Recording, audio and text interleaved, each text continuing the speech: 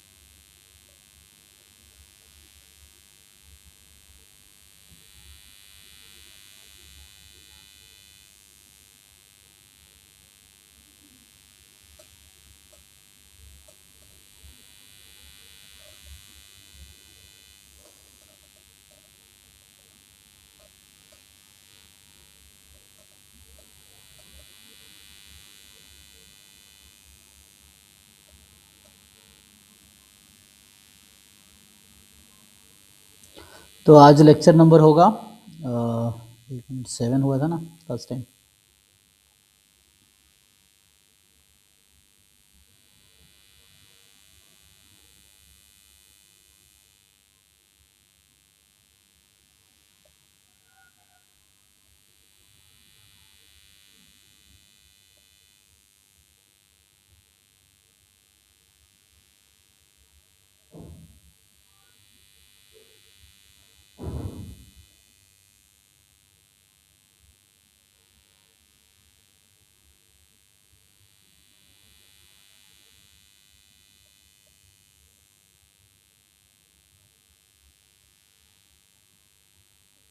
चलिए, तो विजिबल है ना, ऑडिबल विजिबल दोनों होगा। तो हम लोग सिलेबस देख लेते हैं।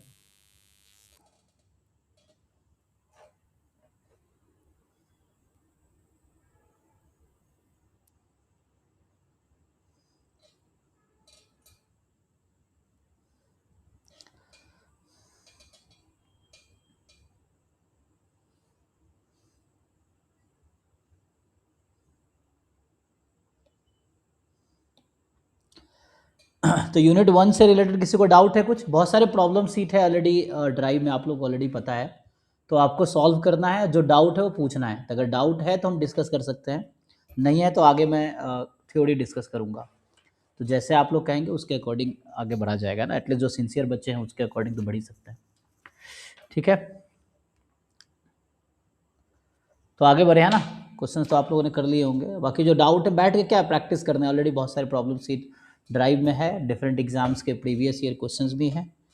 इसको क्या हुआ,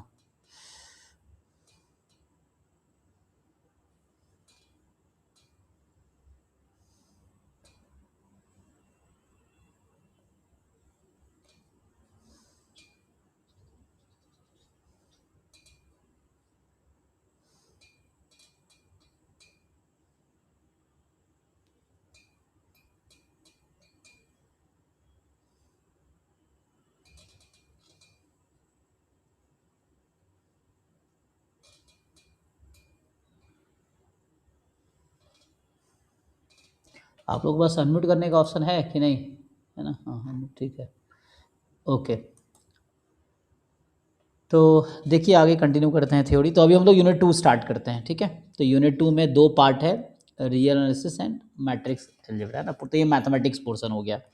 देखो मैथमेटिक्स पोर्शन से डबल बेनिफिट है। एक तो आपको मैथमेटिक्स जो पार्ट के क्वेश्चन है वो भी कर पाओगे, और दूसरा ये है कि ये आपको हेल्प करता है स्टैटिस्टिक्स के क्वेश्चन में भी, क्योंकि मैथमेटिकल फाउंडेशन ठीक रहेगा तो बहुत सारे स्टैटिस्टिक्स वाले क्वेश्चन में आप देखते होंगे बीच कैलकुलेशन में आपको मैथमेटिकल, है ना, कॉन्सेप्ट यूज आ जाता है। तो अगर नहीं रहेगा तो वहाँ दिक्कत है। तो मैथमेटिक्स पोर्शन स्किप करने के बजाय आप अटेम्प्ट करो, क्योंकि इससे आपके पास एक तो इस टॉपिक के क्वेश्चंस भी कर पाओगे, एंड दूसरी बात, और ये पर्पस है, जैसे मैथमेटिक्स में बहुत सारे सब्जेक्ट हैं, टॉपिक्स हैं, लेकिन क्यों ये रीएनालिसिस और मैट्रिक्स अलजेब्रा ही ऐड किया गया आपके सिलेबस में? बाकी इतने सारे न्यूमेरिकल और ये है ना, न्यूमेरिकल एनालिसिस है, डिफरेंशियल इक्वेशन, बहुत सारी चीज़ें हैं, वो क्यों नहीं है? क्योंकि वो ज़्यादा यूज़ नहीं होता है कंपेयर टू दिस। तो ये बैकबोन, ये बहुत यूज़ होगा आपके स्टैटिस्टिकल जो थ्योरीज़ हैं, कॉन्सेप्ट्स हैं और सब्जेक्ट्स हैं, उसमें भी ये फ्रिक्वेंटली यूज़ होगा, तो इसलिए ये टॉपिक दिए गए। तो अवॉइड करने के बजाय जस्ट एक बार गो थ्रू कर लो टॉपिक क्या है, कुछ क्वेश्चन प्रैक्टिस कर लो, एटलीस्ट एक बेसिक अंडरस्टैंडिंग होनी चाहिए। नहीं तो स्टैटिस्टिक्स के क्वेश्चन में ही फंसते रहोगे, क्योंकि आंसर तक नहीं पहुंच पाओगे ना, आप स्टार्ट करोगे बीच में जाकर फंस जाओगे, जहाँ कैलकुलेशन आएगा मैथमेटिकल वहाँ फंस जाओगे। तो बेटर है कि इसको अटेम्प्ट करो, है ना। और ये वाले पार्ट CSIR नेट में भी है, यूनिट जो 1 है CSIR नेट के सिलेबस में, वो पूरा से ये यूनिट 1 है। UGC नेट में तो है ही ऑलरेडी। जो गेट स्टैटिस्टिक्स है उसमें भी ये टॉपिक है ना, तो ये टॉपिक कॉमन है, गेट स्टैटिस्टिक्स में भी है, CSIR नेट में भी है, UGC नेट में भी है, इवन जैम में भी है ना। और आप जैसे है ना, जैसे इवन RBI में थोड़ा सा लीनियर अलजेब्रा है और ISS पूरा स्टैट्स होता है, तो उस तरह से तो ये एटलीस्ट ये हेल्प करेगा आपको ना इन एग्जाम्स में, तो डोंट स्किप दिस, ठीक है। चलो यहाँ से स्टार्ट करते हैं।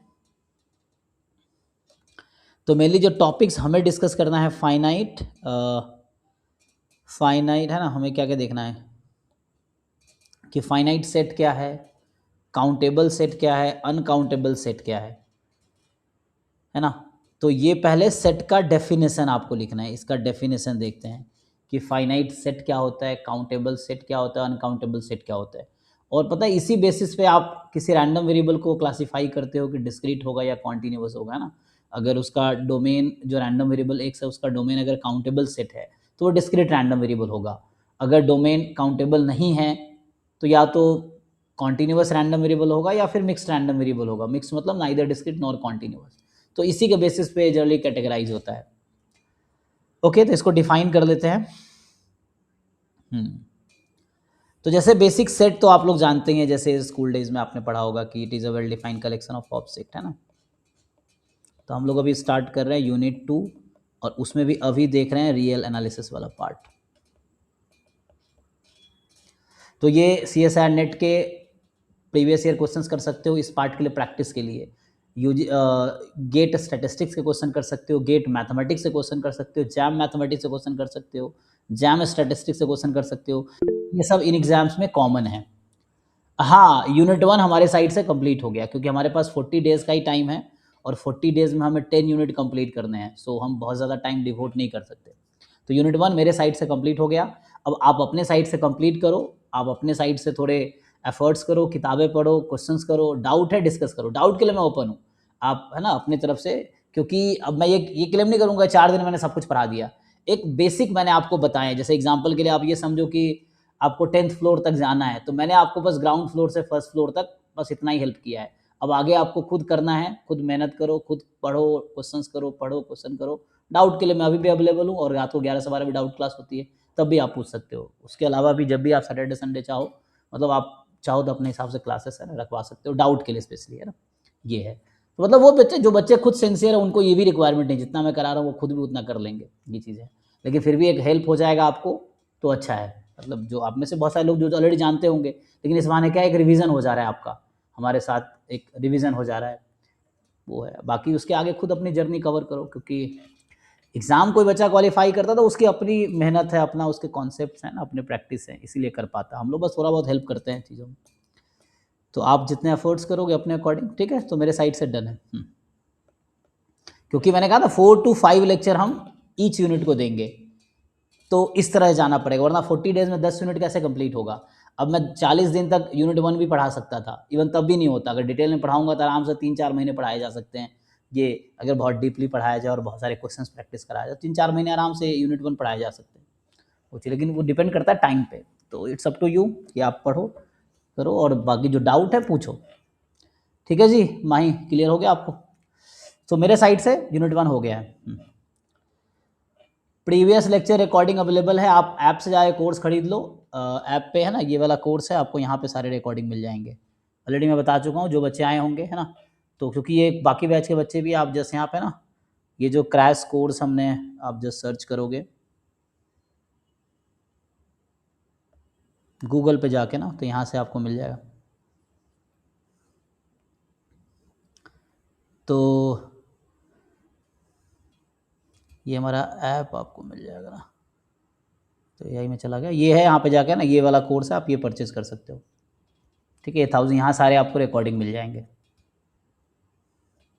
इसमें ऑलरेडी बहुत सारे कंटेंट है, आपको अगर देखना हो क्या क्या है, तो इसमें जो प्रीवियस कंटेंट जिनको डिटेल लेक्चर चाहिए है ना, तो वो भी ऑलरेडी है। जैसे मैं कह रहा हूँ कि इसमें ऑलरेडी 377 वीडियोज़ ऑलरेडी पड़े हुए हैं, पुराने CSIR नेट वाले वीडियोज़ हैं, तो वो भी आपको हेल्प करेगा। सिलेबस तो वही है, बस CSIR नेट का लेवल ज़्यादा है, UGC नेट के एग्जाम का लेवल कम होगा। यहाँ क्वेश्चंस बहुत आसान होंगे, इंट्रोडक्टरी होंगे, देखो और टिक करो, वैसे वाले क्वेश्चंस ज़्यादातर क्वेश्चन ऐसे होंगे, just see the question and tick, ABCD में टिक करना, आगे बढ़ना है, तो ऐसे क्वेश्चंस होंगे, क्योंकि आपको 180 मिनट में 150 क्वेश्चंस करने हैं, ठीक है। So just you have to read and tick ऐसे कर करके आप, नेगेटिव मार्किंग है नहीं UGC नेट वाले एग्जाम में, तो आप सारे क्वेश्चन करके आओ, 150 के 150 क्वेश्चन टिक करके आओ, नेगेटिव होने नहीं है, तुक्का लग गया तो मिल जाएगा मार्क्स, नहीं लगा तो नुकसान कोई नहीं है।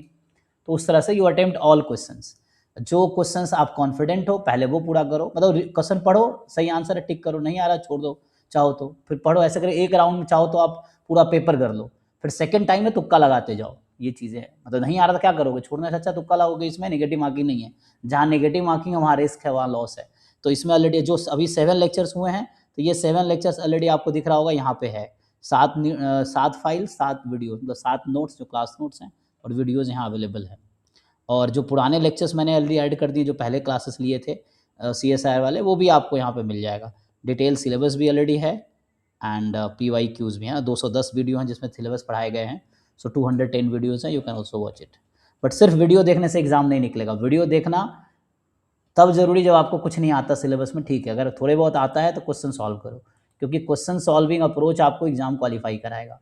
लेकिन क्वेश्चन सॉल्व आपसे तब होगा जब आपको कंसेप्ट क्लियर होंगे, कॉन्सेप्ट क्लियर के लिए आपको या तो किताब पढ़नी होगी या वीडियो देखना पड़ेगा, तो एक स्टेप्स हैं, है ना, पहले आपके कॉन्सेप्ट क्लियर हो, टॉपिक्स आप जानते हो, उसके बाद आपसे क्वेश्चन सॉल्व हो रहा हो, तभी एग्जाम में फाइनली आप कर पाएंगे ये चीज़ें। तो ये एग्जाम तक वैलिड रहेगा, ठीक है ना। ये आपका एक कब तक वैलिडिटी, इसमें वैलिडिटी लिखी होगी ना, देखो इसमें लिखी होगी वैलिडिटी, तो वैलिडिटी कब तक लिखी है, 3/36/2026, 30 जून 2026 तक वैलिड है,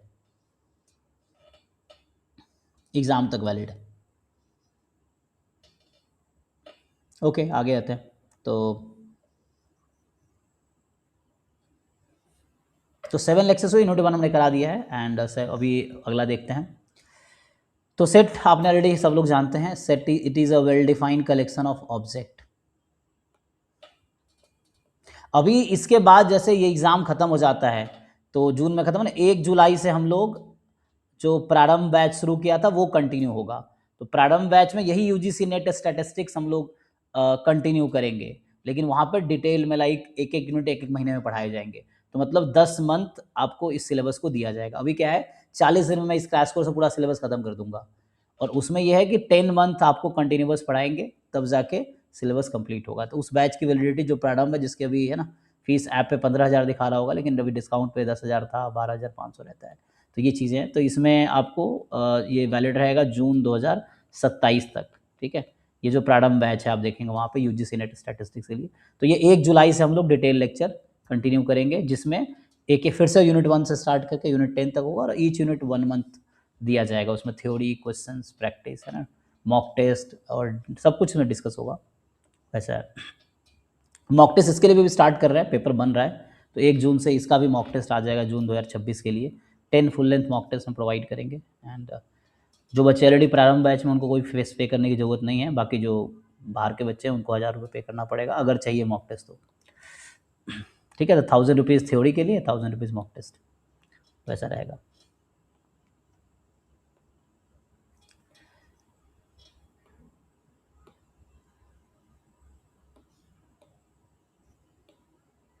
ओके, तो मैं इसको यहीं से कंटिन्यू करता हूँ। तो सेट का डेफिनेशन सबको क्लियर है, ठीक है ना। Can you amount reduce, no, ठीक है। इट इज़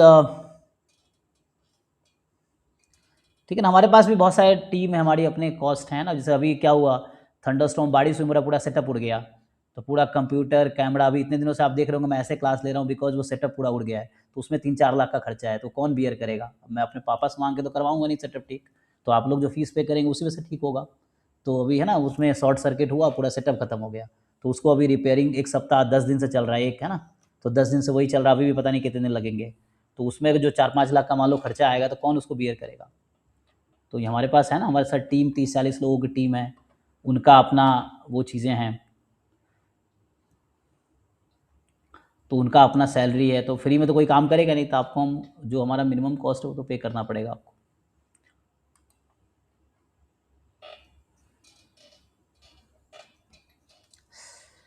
ओके, तो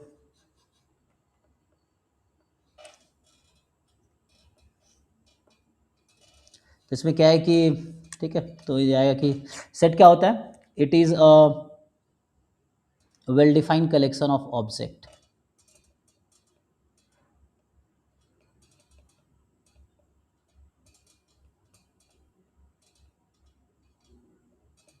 It's 8 o'clock.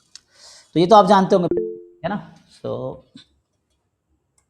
एग्ज़ाम तो दे दो भाई, अभी कट ऑफ पहले से जान लेना है।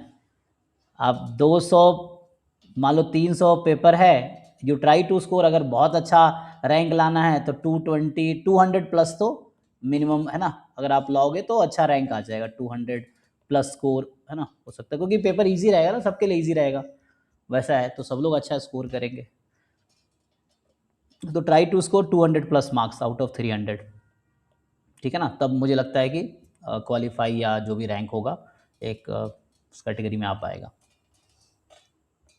जनरल कैटेगरी के लिए बता रहा हूँ, बाकी फर्स्ट टाइम है तो हो सकता है कम भी रहे, है ना, बट ये तो जैसे गेसिंग है, वो पेपर के लेवल पे डिपेंड करेगा, पेपर थोड़ा टफ हो गया तो स्कॉलर उसके कम हो जाएगी, है ना, ये चीज़ है। आई थिंक जेआरएफ के लिए हो जाएगा ना इसमें, तो वो आ जाएगा, जेआरएफ के लिए हो जाना चाहिए, मुझे लगता है 200 प्लस पे तो, वैसे क्योंकि बहुत ज़्यादा फर्स्ट टाइम है ना, बहुत ज़्यादा एक्सपेक्टेड, लोगों को पता है नहीं क्या कैसे है।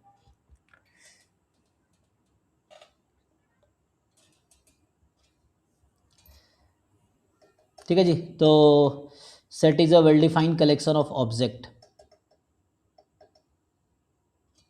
अब सेट में क्या क्या, जैसे मान लो सेट को अगर आप क्लासीफाई करना चाहो तो क्या होगा, जनरली 2 पार्ट में डिवाइड कर सकते हैं, जैसे मैं लिख रहा था ना, या तो फाइनाइट हो सकता है या फिर इनफाइनाइट हो सकता है ना, या तो फाइनाइट सेट होगा या इनफाइनाइट सेट होगा। अ फाइनाइट सेट में बी एम्प्टी सेट, तो empty set is also finite set, ठीक है ना, जो आपका अ सेट में बी फाइनाइट और infinite, empty set is also a finite set, और it may be non empty finite set. Infinite set के फर्दर 2 कैटेगरी हैं, है ना, सो इन्फिनाइट सेट उसका मुझे देखना पड़ेगा, बिहार में असिस्टेंट प्रोफेसर की वैकेंसी है, हाँ होना चाहिए, होगा ही, तो वो तो एडवर्टाइजमेंट भेजना, देखो मुझे ये आइडिया नहीं है, मैंने देखा नहीं है, बट होगा ही ना, क्योंकि बिहारी कॉलेज में भी तो स्टैट्स पढ़ाते होंगे, वहाँ थोड़ी स्टैट्स नहीं होगा, मैंने देखा नहीं एडवर्टाइजमेंट, आप देखो, आप भेजो, फिर पढ़ के देखो, या फिर मुझे भेजो, मैं देखूंगा, वैसा है, बट मुझे आइडिया नहीं है, बट मैं कह रहा हूँ होना चाहिए, क्योंकि अगर सारे सब्जेक्ट की वैकेंसी है तो स्टैट्स की भी होगी।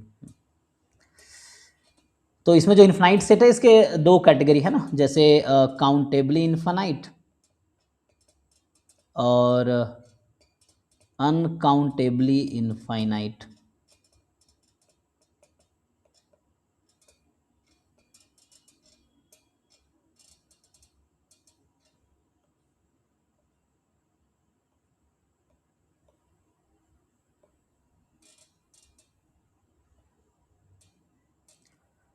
ठीक है, तो सेट में क्या है, या तो फाइनाइट होगा या इनफाइनाइट है, फाइनाइट है तो एम्प्टी सेट में भी और नॉन एम्प्टी, क्योंकि empty set is also a finite set, ठीक है, एंड ओके बिहार में नहीं है, ठीक है, नहीं होगा, वो मैथमेटिक्स में ही काउंट कर रहे होंगे, स्टैट्स वालों को भी हो सकता है, तो मैथमेटिक्स में ही काउंट कर रहे होंगे, वैसा है।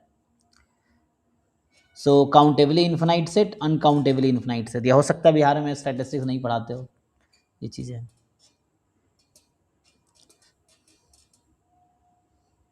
मतलब यूजी पीजी स्टैट्स में नहीं होगा किसी कॉलेज में, हो सकता है, वैसे बिहार बहुत डेवलप स्टेट है तो ऐसा हो सकता है ना, तो ठीक है, although मैं ही बिहार से ही हूँ, बट फिर भी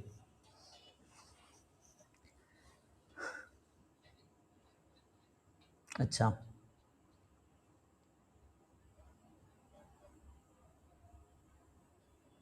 हाँ पटना यूनिवर्सिटी में है ना, पटना यूनिवर्सिटी में साइंस कॉलेज में है ना स्टैटिस्टिक्स डिपार्टमेंट। और कहाँ है? भागलपुर यूनिवर्सिटी में। तो पटना यूनिवर्सिटी में अगर है तो होना चाहिए ना उसमें एडवर्टाइजमेंट में, पता नहीं वो उसमें सीट फुल होंगी, वैसा कुछ होगा, देख लेना, पता नहीं मुझे, है ना, तो ऊपर चेक करके अपना देख कंफर्म हो जाना। आगे कंटिन्यू करते हैं, ठीक है ना। सो एडवर्टाइजमेंट अगर देखोगे, मैं चेक कर लेता हूँ सॉरी।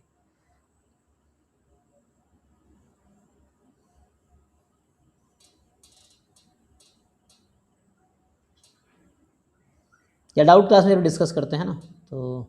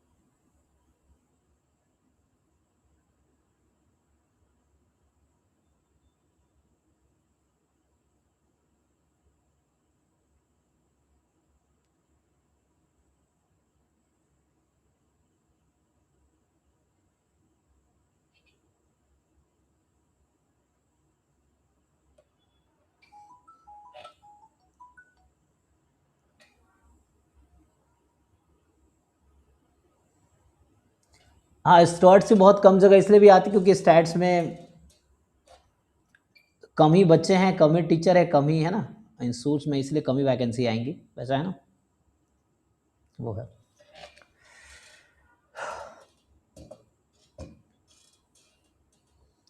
ठीक है ना, मतलब स्टैट्स में लोग भी तो कम है ना, बच्चे भी कम हैं, टीचर्स भी कम हैं, और क्या बोलते हैं उस यूनिवर्सिटीज़ भी कम पढ़ाए जाते थे, इसलिए कम ही है, वैसा है।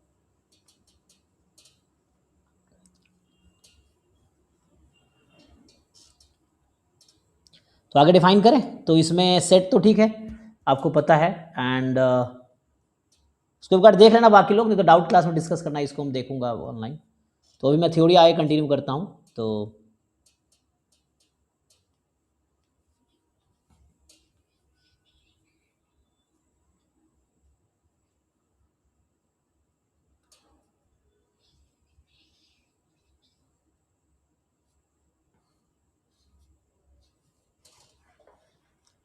एक मिनट।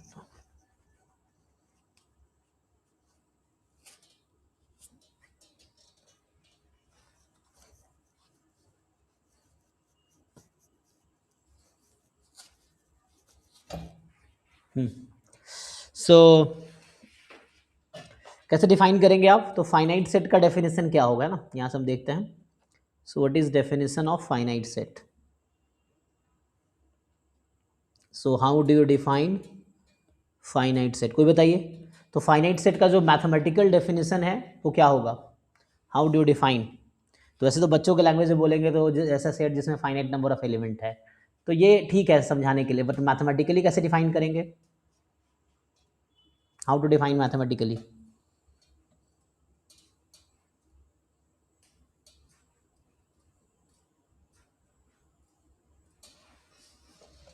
तो सिंपल या तो ऐसा लिख सकते हैं कि सेट, आप सेट ऑफ नेचुरल नंबर जानते हैं आप लोग, क्योंकि उसको हम लोग यूज़ करेंगे। तो सेट ऑफ नेचुरल नंबर जैसे होता है ना 1 2 3 4 एंड सो ऑन इन्फिनाइट तक, है ना, ये सेट मुझे आप कुछ, अगर हम इससे पहले थोड़े देख लेते हैं, जैसे कुछ नंबर सिस्टम आप लोग जानते होंगे, जैसे मैं लिखा था सेट ऑफ नेचुरल नंबर, तो इसमें है 1 2 3 4 एंड सो ऑन, इसको बोलते हैं।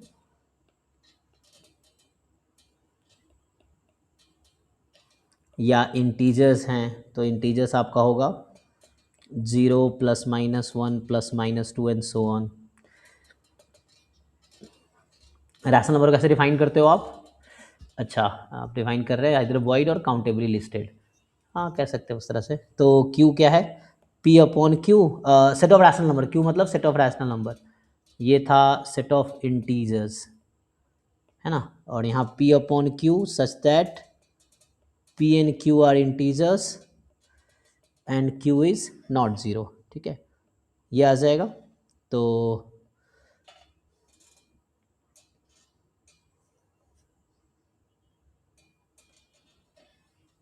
यही है, फिर इरेशनल आप उस तरह डिफाइन कर सकते हो डेसिमल फॉर्म में जाके, है ना। डेसिमल का दूसरा भी है कि उतना डिटेल में जाते नहीं है ना, क्योंकि नंबर सिस्टम डिस्कस नहीं करना बेसिक, बस यार डेफिनेशन पे आ जाता हूँ, जो जो टर्म सिलेबस में लिखा है एक बार डिफाइन कर देता हूँ, फिर कुछ क्वेश्चंस करा दूंगा।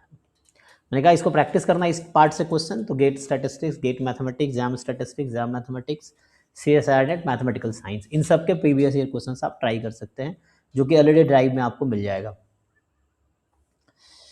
तो फाइंड का ऐसे डेफिनेशन लिखोगे तो अ सेट, मान लो S is finite if and only if, तो या तो ऐसा हो कि आइदर S इज एम्प्टी, मतलब कोई सेट फाइनाइट बोलेंगे, या तो एम्प्टी सेट होगा तो फाइनाइट है, और there is 1-to-1 bijection, bijection मतलब बाइजेक्टिव फंक्शन है, between S and 1-2-3 up to n for some n belongs to, तो ये फॉर्मल डेफिनेशन है मैथमेटिकली ये फाइनाइट सेट का, ठीक है। इसमें क्या कहा है कि या तो एम्प्टी सेट होगा तो वो फाइनाइट है, नहीं तो एक ऐसा बाइजेक्टिव फंक्शन मिलना चाहिए सेट S और इसके बीच, for some n belongs to natural number, किसी एक फिक्स n जो कि नेचुरल नंबर उसके लिए, तो ये आपका फाइनाइट सेट का डेफिनेशन है, जिसको हमने यहाँ लिखा था ना, तो या तो एम्प्टी होगा या नॉन एम्प्टी फाइनाइट होगा, तो ये एम्प्टी हो गया, और नॉन एम्प्टी फाइनाइट है तो एक बाइजेक्शन मिलेगा उसके बीच में, ठीक है। तो ऐसा है, जैसे एग्जांपल के लिए अगर मुझे जस्टिफाई करना हो कि ये फाइनाइट सेट है ना, ये मान लीजिए यहाँ पे है कि ABC एक फाइनाइट सेट, तो हम ये कह देंगे कि एक बाइजेक्शन मिल रहा है, मतलब एक फंक्शन मिल रहा है S2 1-2-3 में जो एक बाइजेक्शन है, अगर आप ऐसा दिखा देते हैं तो हो जाएगा, ठीक है ना। तो यहाँ से जैसे है ना ABC है, यहाँ 1-2-3 आप चाहो तो ऐसे लगा दो, तो इस तरह से यू कैन मैप, तो ये एक जस्टिफिकेशन है मैथमेटिकली, ओके है। सो उसके बाद क्या डिफाइन करना है,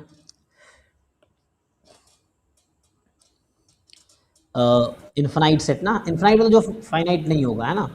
अब इन्फानाइट के फर्दर कैटेगरीज है, कुछ पूछना है क्या, माइक किसी कौन है, आशीष आपका माइक कौन है, हाँ, तो ठीक है ना, तो अगर कुछ डाउट है तो पूछ सकते हैं आप, कोई दिक्कत नहीं।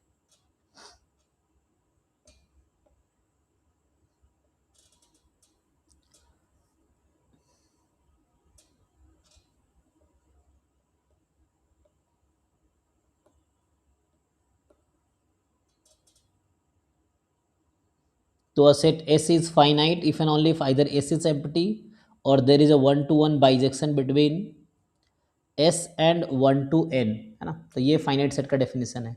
अब मैं लिखता हूँ इन्फानाइट सेट, मतलब जो फाइनाइट नहीं है वो इन्फानाइट है, ऐसे तो इन्फानाइट सेट आप लिखोगे, so a set which is not finite, है ना, इज कॉल्ड इनफाइनाइट सेट।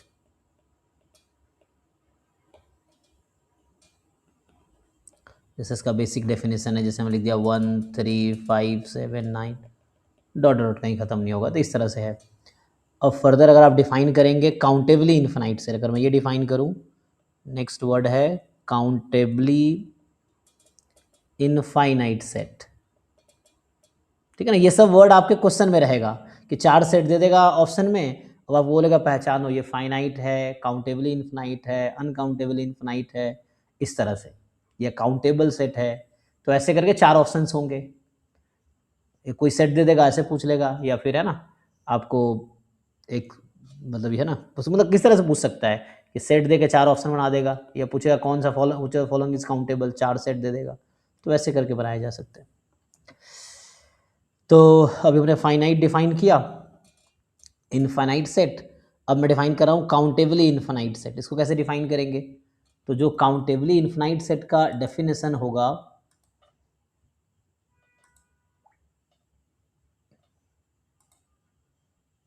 क्या आएगा जी? तो इसका डेफिनेशन सिंपल है कि अ सेट, मान लीजिए एस से डिनोट करता हूँ, so a set is countably infinite set,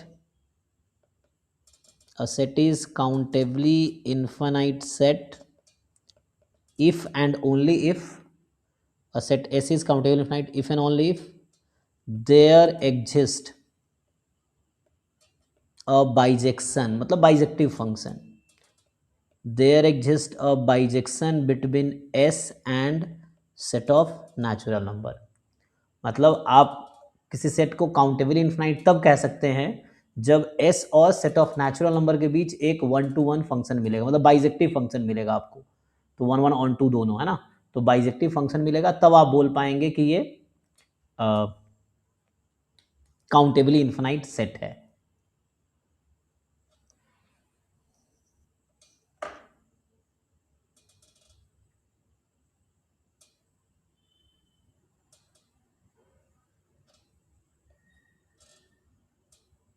समझिए ना? तो ये इस एग्जाम्पल के लिए मैं आपको कहूँ कि मान लो कोई कहता है प्रूव करो, जैसे जस्ट समझाने के लिए मैं एक एग्जाम्पल दे रहा हूँ।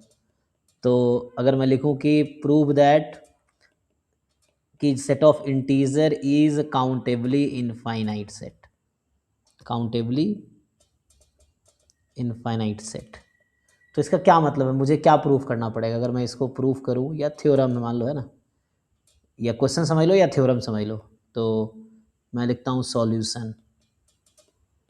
तो सॉल्यूशन में क्या करना पड़ेगा मुझे? डेफिनेशन के हिसाब से एक मुझे बाइजेक्टिव फंक्शन ढूंढना होगा इंटीजर से नेचुरल नंबर के बीच। क्या आप लोग ढूंढ के बता सकते हैं? तो इसका मतलब ये है, हमें क्या प्रूफ करना है? सो हमें ये प्रूफ करना होगा यहाँ पे कि देयर इज अ बाइजेक्शन या bijective function between, there is a bijection between Z and N. ये डेफिनेशन लिखा है मैंने। तो एक ऐसा फंक्शन बनाओ जो जेड से एन में जो कि बाइजेक्टिव हो जाए। तो जैसे मैं एक बता देता हूँ, ऐसे कोई भी आप री एनालिसिस की बुक देखोगे, जैसे मलिक एन अरोड़ा की है मैथमेटिकल एनालिसिस बुक है, या इसके मापा की री एनालिसिस नाम से बुक है, या शांति नारायण की री एनालिसिस के नाम से बुक है, सब इंडियन ऑथर्स हैं, है ना। फॉरेन ऑथर में जाओगे, रूडीन की बुक आती है, बार्टल एंड सेबर्ट की बुक आती है। सो रूडीन की बुक आई थिंक टाइटल है मैथमेटिकल एनालिसिस, है ना, मैथमेटिकल एनालिसिस शायद। एंड जो आपका बार्टल एंड सेबर्ट है उसकी book introduction to real analysis ऐसा है। तो वो सब देख सकते हैं आप किताबें। मतलब इस कंटेंट के लिए मैं कुछ किताबें बता रहा था ना, पहले भी मैं लिख चुका हूँ, हालांकि फर्स्ट लेक्चर मैंने बता दिया, हर यूनिट की किताबें लिख दिया था। That are not exhaustively, there are many books, कोई भी एक फॉलो कर सकते हैं आप।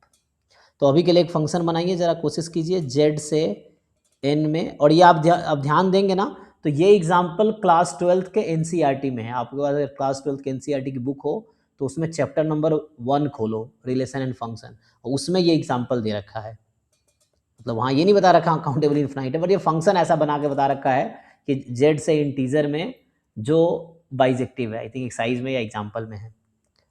तो आप कैसे मैप करोगे? और मैथमेटिकली आपको मैं ये बोलना चाहता हूँ कि जितने काउंटेबल सेट्स हैं या काउंटेबली इन्फिनाइट सेट्स हैं, उन सबकी कार्डिनलिटी सेम होगी। तो मैथमेटिकली जेड जो सेट ऑफ इंटीजर है उसकी कार्डिनलिटी, और एन जो कि सेट ऑफ नेचुरल नंबर है उसकी कार्डिनलिटी इक्वल है। तो जेड और एन दोनों की कार्डिनलिटी सेम ही है एक्चुअली। मतलब जितने नेचुरल नंबर्स हैं उतने ही इंटीजर्स हैं मैथमेटिकली, क्योंकि दोनों इन्फिनाइट है यहाँ पे। और इन्फिनाइट में भी दो कैटेगरी है, काउंटेबली इन्फिनाइट, अनकाउंटेबली इन्फिनाइट। तो दोनों क्या है? काउंटेबली इन्फिनाइट है एक्चुअली, ठीक है। सो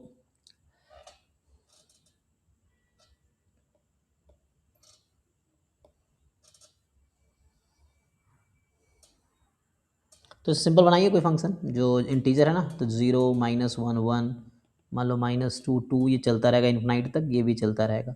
इधर 1 2 3 4 5 ऐसा बनाने की कोशिश करते हैं। तो 0 का इमेज 1 हो जाए, ऐसा करो कि 0 का इमेज 1 हो जाए, 1 का इमेज 2 हो जाए, -1 का इमेज 3 हो जाए, 2 का इमेज फिर 4 हो जाए, और -2 का इमेज 5 हो जाए। ऐसा बनाने की कोशिश करते हैं, हो जाएगा? तो हो जाएगा। 1 का इमेज 2 करना है मुझे, नहीं? अच्छा, और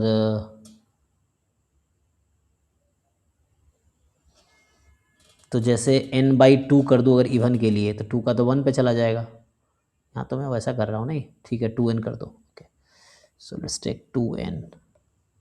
सो 2n ले लो जब n आपका इवन है, ठीक है। तो 0 का इमेज तो 0 पे चला जाएगा, 0 इवन है, तो 0 तो वहाँ है ही नहीं, तो मुझे 2n+1 करना पड़ेगा। तो 1 का इमेज 2 पे कैसे जाएगा फिर? ओके हो जाएगा, ठीक है रुको। एंड n अगर ऑड है तो आप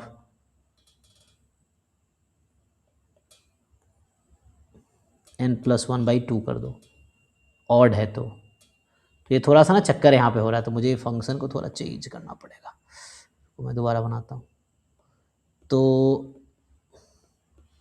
एक फंक्शन है बाइजेक्टिव बनाना चाह रहा हूँ इंटीजर से, तो जैसे लिख रहा था ना 0, तो n इवन है तो हमने 2n लिया, तो इससे अच्छा मैं 2n+1 ले लूँ।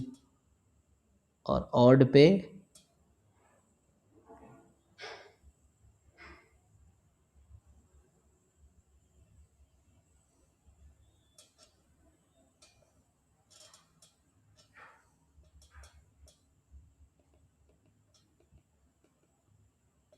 ठीक है ना, एक पैटर्न आपको ढूंढने की कोशिश कर रहे हैं हम लोग।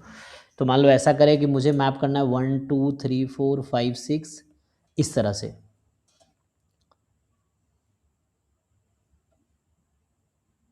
ये इसको उल्टा कर दे, बाद में इन्वर्स कर देंगे, ये भी कर सकते हैं हम लोग, है ना। इसको वाइस वर्सा भी कर सकते हो, इस डेफिनेशन को मैं उल्टा कर देता तो भी कोई दिक्कत नहीं है। तो क्योंकि ए टू बी फंक्शन अगर बाइजेक्टिव है तो बी टू ए भी बाइजेक्टिव होगा, है ना, इस तरह से। या ऐसा कुछ करो ना, देखते हैं 2n+1 करके। तो n ऑड है, 2n+1 कर देते हैं। तो इवन जैसे मान लीजिए है तो हमने 2 टाइम कर दिया, तो 2 टाइम बजाय n/2 ना कर दें।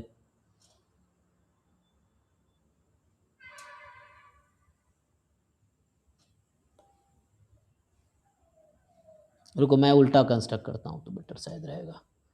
अगर मैं ऐसा कंस्ट्रक्ट करता n2z बन रहा है आप लोगों क्या? अच्छा एब्सोल्यूट, लेकिन बाइजेक्टिव भी तो बनाना है हमें, so we have to make a bijective function, है ना, ऐसा।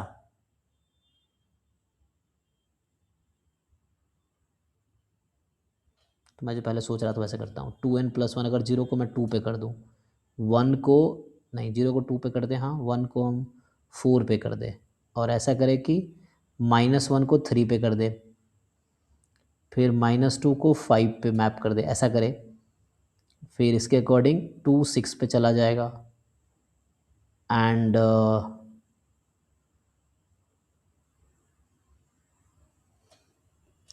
तो 2 टाइम n+1 अगर n इवन है तो वर्क करेगा, एंड उससे 0 2 पे चला जाएगा, 1 4 पे, 2 6 पे, फिर -1 3 पे जाना चाहिए, एंड और क्या, -2 को हमें भेजना है 5 पे, तो -2 को 5 पे भेजना है, तो मैं कैसा करूँगा, -2 टाइम n अगर करें तो इससे -2 कहाँ, -1 कहाँ जाएगा, 2 पे, तो +1 कर देते हैं बाहर, -2n+1। Okay, so what if we take -2n+1 if n is odd. अब चेक करो, मतलब ऐसे कहाँ कौन इमेज जा रहा है ना।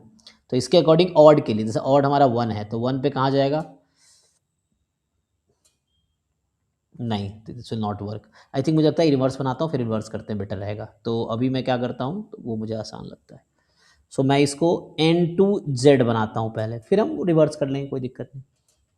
मतलब ए टू बी फंक्शन बाइजेक्टिव है तो बी टू ए बाइजेक्टिव होगा।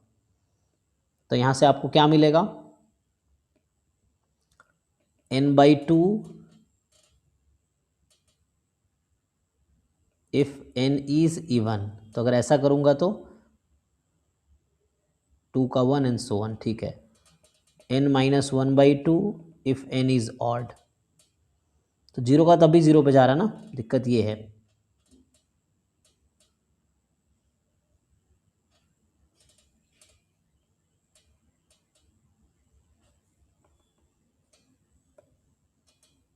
तो इसके अकॉर्डिंग क्या बन रहा है पर चेक करते हैं, बन जाएगा ये। अच्छा वैसा करूँ, -ऑफ n प्लस, उसका पैटर्न बनाना पड़ेगा आपको ताकि वैसा हो जाए, है ना। तो यहाँ से आ जाएगा माइनस ऑफ क्या, n+1/2 कर दूँ अगर n इज़ ऑड। तो हम लोग नेचुरल नंबर को मैप कर रहे हैं इंटीजर पे, so we are mapping natural number to integer. तो यहाँ पे है आपके पास 1 2 3 4, अच्छा यहाँ 0 तो है ही नहीं, ओके ओके। तो यहाँ n-1 आई थिंक ठीक है, 1 को कहाँ भेजोगे, 0 पे ना, तो माइनस ऑफ n-1/2 हो जाएगा। चलो ठीक है, अब तो 0 फिर इधर 1 2 3 डॉट डॉट डॉट और -1 -2 -3 डॉट डॉट डॉट, ठीक है यहाँ तक। अब आप इसको जरा देखिए, फिर इसका रिवर्स कर देंगे, इन्वर्स फंक्शन निकाल देंगे। तो वैसा है, अगर a to b function 1 1 bijection है तो b टू a बाइजेक्शन हो जाएगा, ठीक।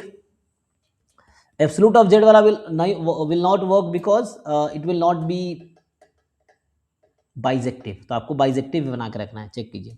तो अब ठीक है आई थिंक, है ना, इवन के लिए। सो 2 will have image 1, 4 will have image 2, 6 will have image 3। तो जितने इवन हैं वो सब पॉजिटिव वाला कवर कर लेगा, ठीक। एंड अब जो ऑड वाले जैसे 1 है तो 1 चला जाएगा 0 पे, ठीक है। फिर 3 -1 2/2 -1 पे, okay now it will work, yes. -2, फिर ऐसे ही आगे लिखते हैं ना, अगर हम 7 लिखते तो 7 जाता -3 पे, and so on this will be keep going, ऐसा, ठीक है। तो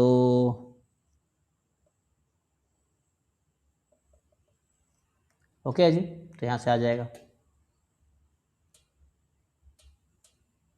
तो ये बाइजेक्टिव आप चेक कर सकते हो, ये जो f है, f from n to z is bijection. तो ऐसे भी लिख सकते हो जो f इनवर्स होगा वो z टू n बाइजेक्शन होगा। तो एक फंक्शन ही तो मुझे चाहिए था, मैं फंक्शन ढूंढ लिया हमने।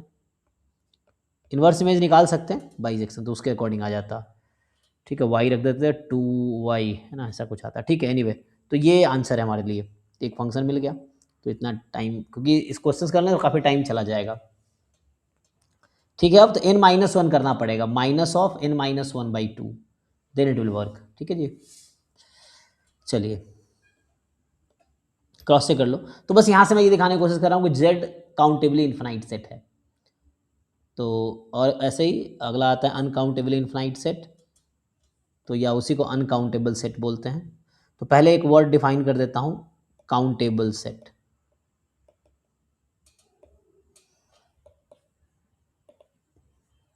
तो काउंटेबल सेट क्या होगा, a set S is countable set if and only if S is either finite set or S is countably infinite set. अब समझिए, तो क्या हुआ, फाइनाइट और काउंटेबली इनफाइनाइट, इन दोनों को इंक्लूड करके एक सेट बना लिया, उसका नाम रख दिया काउंटेबल सेट। क्या क्या डिफाइन किया, देखो पहले हमने डिफाइन किया फाइनाइट सेट, फिर आया इन्फिनाइट सेट, जो फाइनाइट नहीं वो इन्फिनाइट है, फिर हमने डिफाइन किया काउंटेबल सेट अभी, अच्छा काउंटेबली इन्फिनाइट डिफाइन किया होगा ना, ये डिफाइन किया countably infinite set. Countably infinite set अलग है और काउंटेबल सेट अलग है, बोथ आर डिफरेंट, क्योंकि काउंटेबली इन्फिनाइट सेट में इन्फिनाइट सेट ही सिर्फ आएगा, काउंटेबल सेट में फाइनाइट वाला भी आएगा और काउंटेबली इन्फिनाइट वाला भी आएगा, तो यूनियन हो गया समझो। फाइनाइट सेट और इन्फिनाइट सेट जो है उन सबका एक कॉमन कलेक्शन है। एंड देन नेक्स्ट आता है अनकाउंटेबल सेट। अनकाउंटेबल सेट या इसी का दूसरा नाम है अनकाउंटेबली इनफाइनाइट सेट, ये सेम ही है, अनकाउंटेबली इनफाइनाइट सेट। तो इसका डेफिनेशन क्या होगा कि a set S is uncountable if and only if, a set S is uncountable set if and only if S is not a countable set। S countable नहीं है इसलिए uncountable है, simple. तो आपको ध्यान रखना मैं क्या क्या डिफाइन किया, मैं बस रिकॉल कराता हूँ ना। तो हमने पहले एक फाइनाइट सेट डिफाइन किया, फाइनाइट के बाद सीधा मैं काउंटेबली इनफाइनाइट डिफाइन कर देता हूँ, काउंटेबली इनफाइनाइट डिफाइन किया। अब ये दोनों मिलके एक नया नाम बनाया, उसका नाम है काउंटेबल सेट। तो काउंटेबल सेट एक ऐसा सेट जैसे फाइनाइट भी आ गया और काउंटेबली इनफाइनाइट भी आ गया। फिर आ गया अनकाउंटेबल सेट जो काउंटेबल नहीं है ना। तो जैसे अनकाउंटेबली इनफाइनाइट सेट,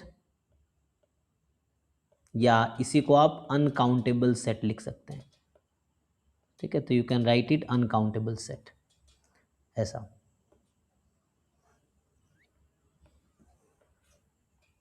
ठीक है जी। तो ये काउंटेबल सेट और uncountable set they are complement of each other. जैसे मैं कुछ एग्जांपल दूं आपको, अभी बस आपको काउंटेबल अनकाउंटेबल में क्लासीफाई करना है। जैसे मैं लिखूं कि मान लो कि classify following sets into countable versus uncountable, या और अनकाउंटेबल है ना।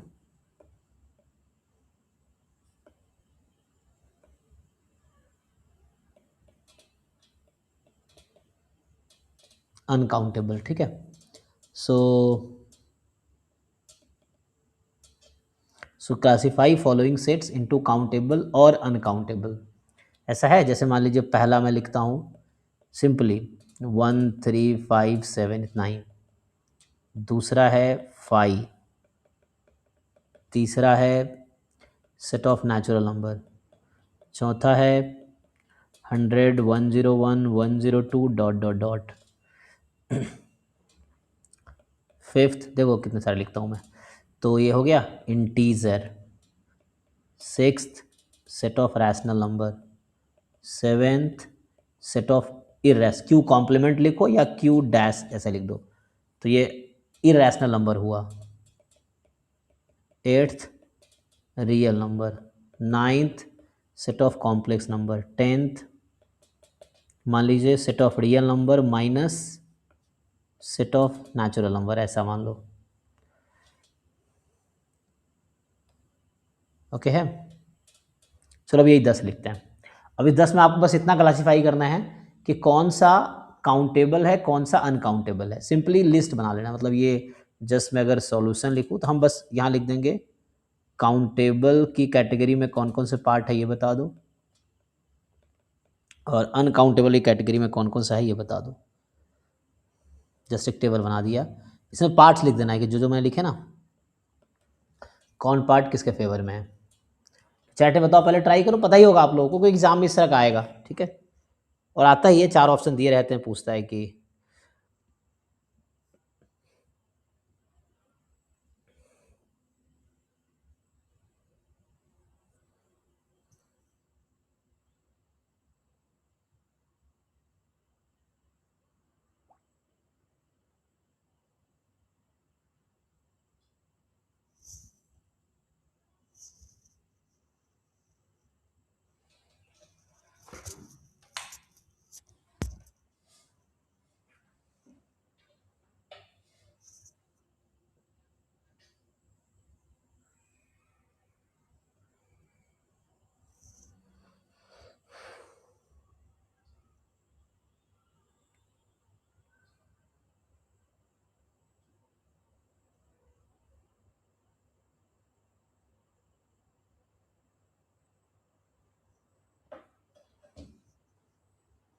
एक साथ बताओ कि इसमें कौन कौन सा आएगा।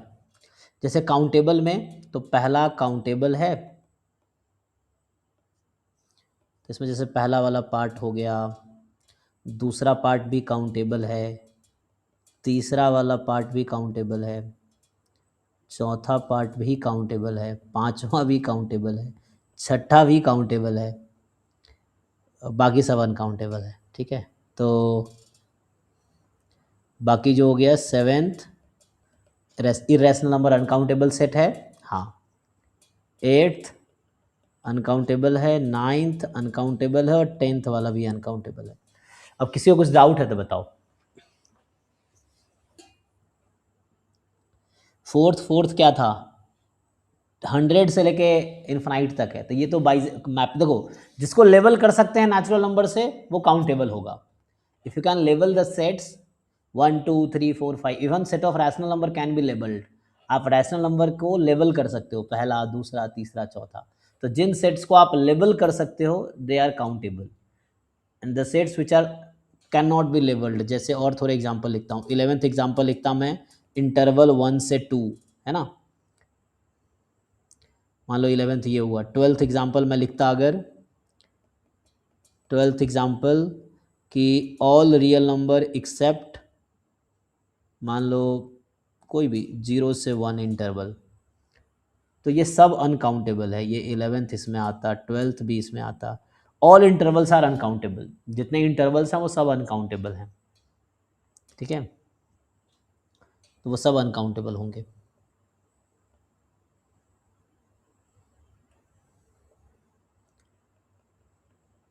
तो कैसे जस्टिफाई करोगे? डेफिनेशन से. तो आप दिखाओ या तो काउंटेबल है या काउंटेबल नहीं है. दैट इज डिफिकल्ट टास्क, तो याद रखना बेटर रहता है.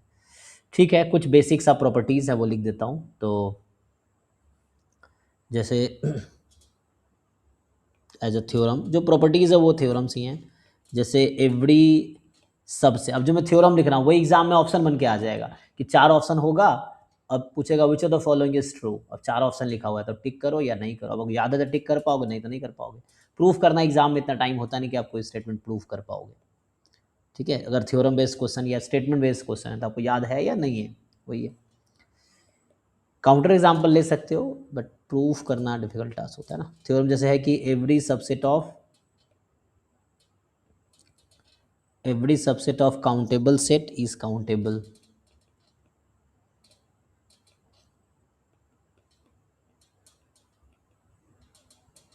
काउंटेबल सेट का कोई भी सबसेट लोगे तो काउंटेबल ही होगा.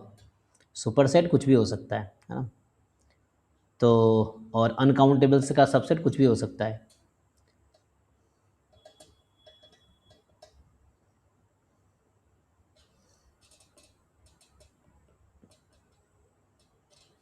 कार्डिनलिटी पता ना आप लोगों को? कार्डिनलिटी क्या होता है? अगर आप लिखोगे, जैसे एक वर्ड आता है कार्डिनलिटी.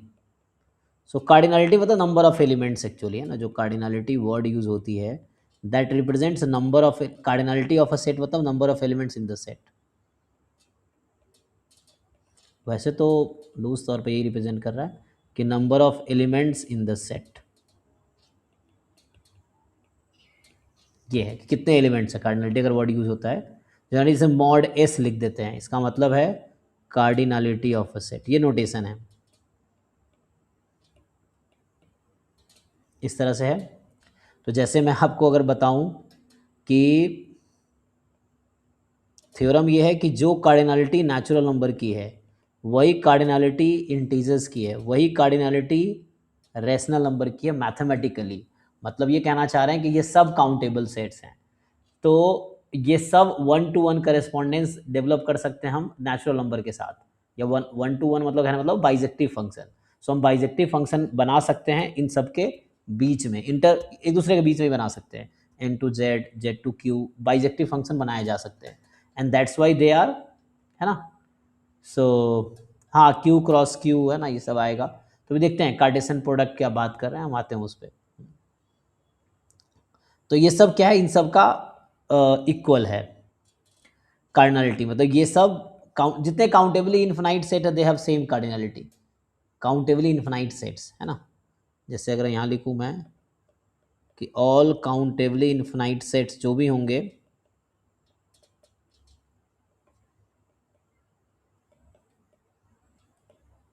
Have same cardinality. जितने काउंटेबली इन्फिनाइट सेट होते हैं उनकी कार्डिनलिटी सेम होती है. अब जैसे अगर आपसे पूछूं, ऐसा अनकाउंटेबल में नहीं होगा, है ना. जैसे अब मैं एक और क्वेश्चन लिखता हूँ, लिखा था ना यहाँ पे कि तीसरा जो है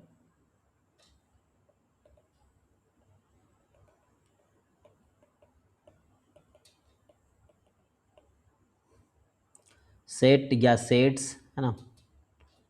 ये ब्रैकेट में इस कर देता हूँ. चलो, फॉलोइंग सेट या सेट्स इज या आर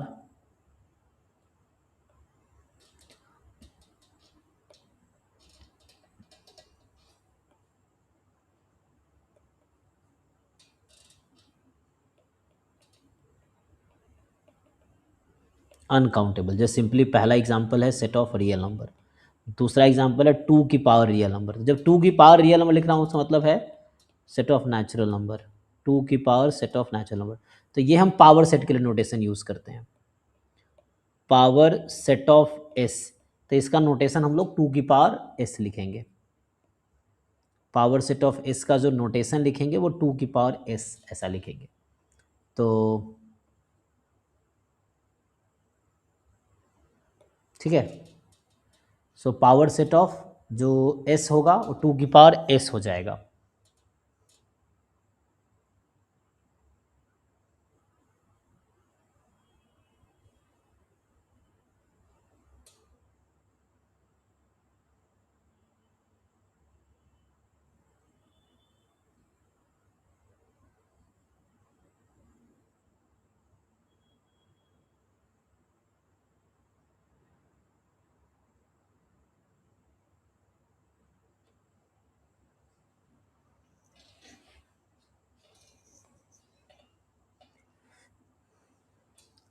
तो आपको यहाँ समझना पड़ेगा जो power set of natural number है उसमें क्या होगा कि you can not have one two one. एक बेसिक सा रिजल्ट होता है, क्या उस थ्योरम का नाम है ना, एक थ्योरम है कि there is no bijection between a set S and its power set two की पावर एस। मतलब एक थ्योरम है कि कोई सेट में और उसके पावर सेट में कोई बाइजेक्शन नहीं मिल सकता। तो इससे ये समझ आया कि अगर एस काउंटेबल सेट है और उसका पावर सेट के साथ कभी बाइजेक्शन मिलेगा नहीं, तो इसका मतलब उसका जो पावर सेट है वो कभी काउंटेबल हो ही नहीं सकता, क्योंकि काउंटेबल तब होता जब एस काउंटेबल क्यों है, क्योंकि एस और सेट ऑफ नेचुरल नंबर के साथ बाइजेक्शन मिल रहा है। अब power set of S countable कब होता, जब उसका भी सेट ऑफ नेचुरल नंबर के साथ मिलता। और ट्रांजिटिव प्रॉपर्टी लगा लोगे तो अगर एस का एन के साथ बाइजेक्शन है, एन का टू की पावर एस के साथ है, तो एस का टू की पावर एस के साथ आ जाएगा, जो कि कॉन्ट्राडिक्शन है, क्योंकि थ्योरम कहता है ऐसा होगा नहीं। तो इसीलिए काउंटेबल सेट अगर कोई है तो उसका पावर सेट लोगे तो वो अनकाउंटेबल हो जाएगा। ठीक है, तो यहाँ मैं कहना ये चाह रहा हूँ कि इफ़ मतलब काउंटेबली इन्फानाइट के स्पेशली मैं बात कर रहा हूँ, मैं काउंटेबली बोल रहा हूँ, ज़्यादातर मेरा मतलब होता है अनकाउंटेबली इन्फानाइट, है ना, काउंटेबली इन्फानाइट। तो if S is countably infinite set, अगर एस काउंटेबली इन्फानाइट सेट है then two countably infinite set. ध्यान रखना, काउंटेबल सेट अलग है, काउंटेबली इन्फानाइट सेट अलग है। तो काउंटेबली इन्फानाइट सेट्स काउंटेबल है, बट काउंटेबल सेट में नॉट बी। ये क्राइटेरिया समझ आ रहा है आप लोगों को क्या कहना चाह रहा हूँ? जैसे मान लीजिए एक होता है ये मान लीजिए फाइनाइट है ना, तो फाइनाइट भी काउंटेबल है, और एक है फाइनाइट सेट भी काउंटेबल है ना, और एक बॉक्स है मान लो काउंटेबली इनफाइनाइट, काउंटेबली इनफाइनाइट, और इसके ये भी काउंटेबल है। तो मतलब फाइनाइट और काउंटेबल मिल गया। या तो ऐसा समझो कि एक मैं और बॉक्स बनाऊं कि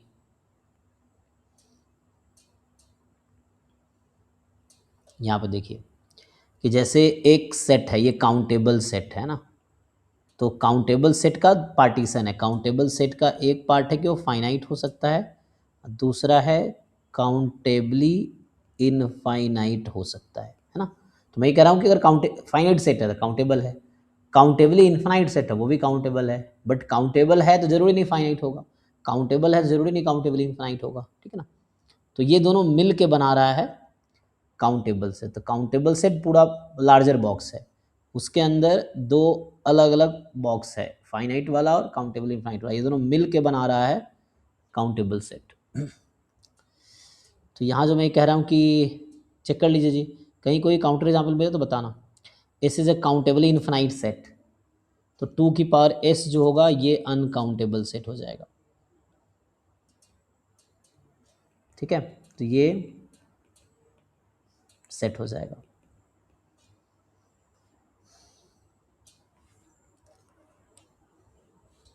अच्छा, ये क्लास आपकी कितने 8:30 तक की थी ना शायद, मुझे लग रहा है शेड्यूल में क्या बजा था। सो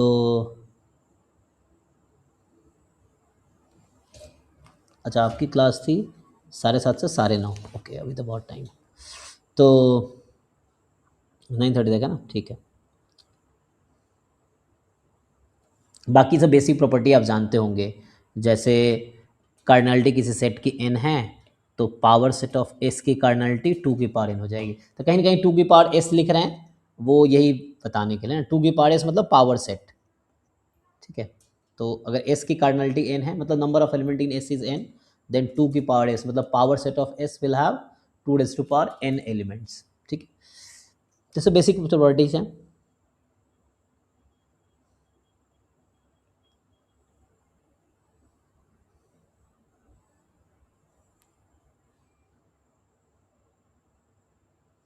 जैसे एक बेसिक सा थ्योरम है कि जैसे क्या कहना चाहता है कि a set S is countably infinite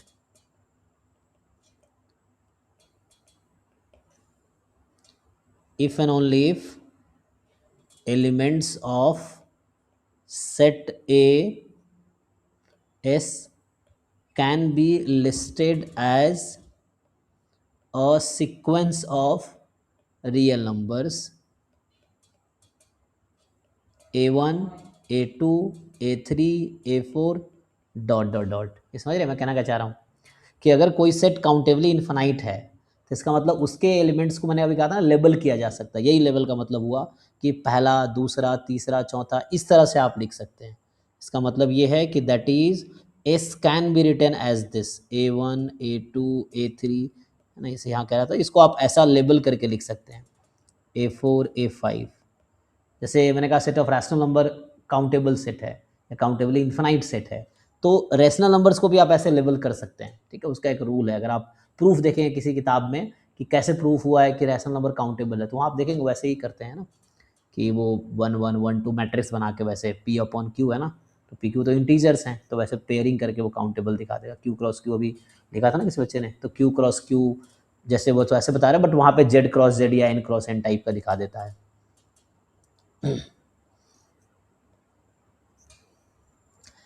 तो ठीक है, आपको किताब का हेल्प अभी लेना पड़ेगा और डिटेल में समझने के लिए। मैं तो बस इंट्रोडक्टरी लेवल बता रहा हूँ, क्योंकि भी क्रैश कोर्स के लिए आगे जब पढ़ाऊंगा तो किताब की कोई ज़रूरत नहीं पड़ेगी, अगर डिटेल में देखेंगे तो। ठीक है, तो आगे कुछ क्वेश्चंस करवा देता हूँ, है ना। तो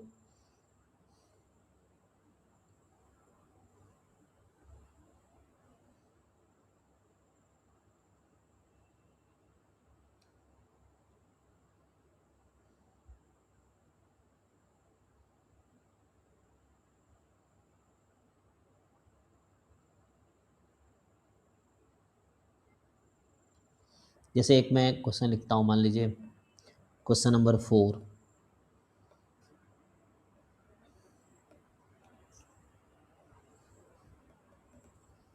let S be a set defined as set of functions from R to मान लो 0, 1, मतलब ये set of all functions that can be defined from R to 0, 1। Then आपसे ये पूछ रहा है यहाँ पे कि पहला ए ऑप्शन है S is finite set, B option है S is countably infinite set, C option है S इज अनकाउंटेबल सेट, या डी ऑप्शन है S इज एम्प्टी सेट। यहीं पे मैं चाहूँ इसको एम्प्टी कर देता हूँ,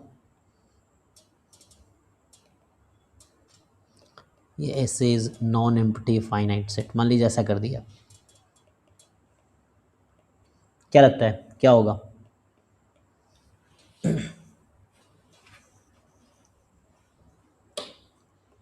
जैसे बताया आप लोग, थर्ड है ना, सो चेक कीजिए।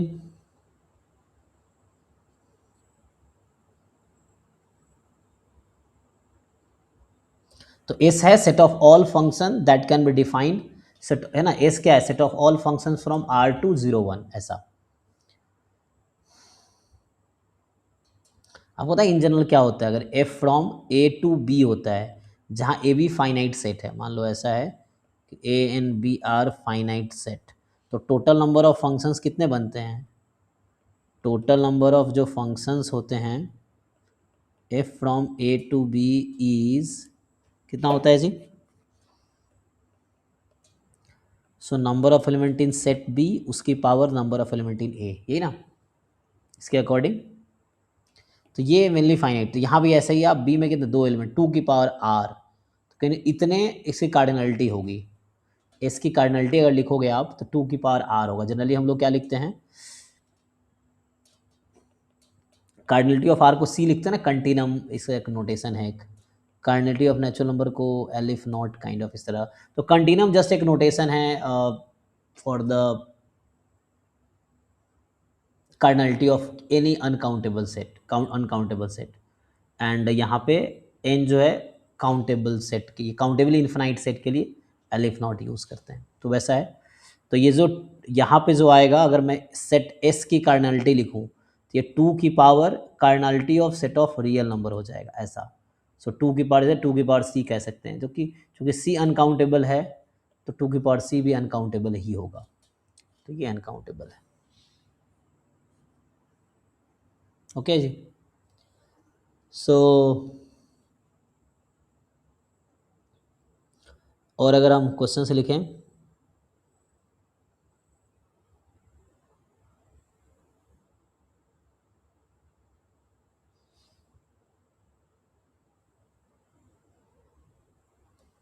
ये जो मैं कह रहा था इसका नाम कैंटर्स थ्योरम है ना, there is no bijection from, ये कैंटर्स थ्योरम इसका नाम है ना।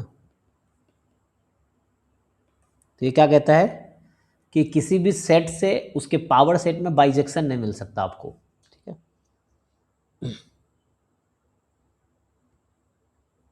अब कुछ जैसे प्रॉपर्टीज लिख रहे थे, कुछ मैं ऐसे ही रिमार्क्स लिख देता हूँ, कुछ पॉइंट्स, प्रॉपर्टीज कह लो या रिमार्क कह लो, है ना।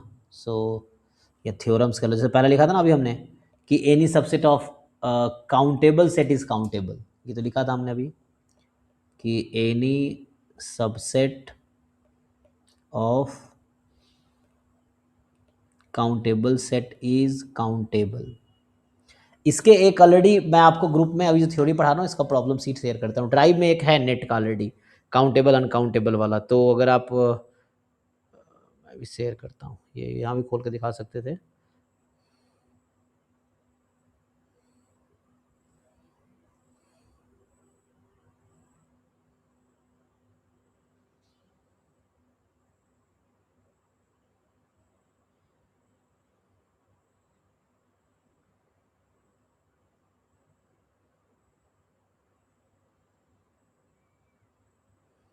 मैं ग्रुप में भेज देता हूँ, आप चाहो तो प्रैक्टिस कर लो और डाउट पूछ सकते हो नेक्स्ट टाइम इन टॉपिक। देखो हर टॉपिक अगर 10 20 50 क्वेश्चन कर लोगे ना तो एक बेसिक आइडिया तो हो ही जाएगा। अब जो बच्चा जितना प्रैक्टिस करेगा उसका उतना अच्छा होगा।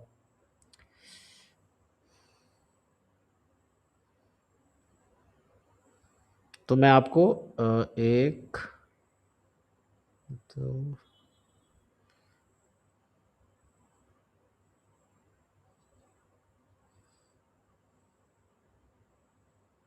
देखो 2 प्रॉब्लम सिर्फ मैं क्रैश कोर्स वाले बैच में भेज दे रहा हूँ। ये काउंटेबल अभी जो थ्योरी पढ़ा है ना उस पे ही है, अभी बस थ्योरी 5 मिनट और पढ़ाऊंगा, ये खत्म हो जाएगा। तो इस पे ये प्रॉब्लम से 2 प्रॉब्लम सीट है, एक में आपके पास 13 क्वेश्चन है और दूसरे में आपके पास बहुत सारे हैं, है ना, 23 पेजेस हैं, तो विथ सॉल्यूशन भी है, तो आप ये कर सकते हो। ये सब CSIR नेट के PYQ हैं actually.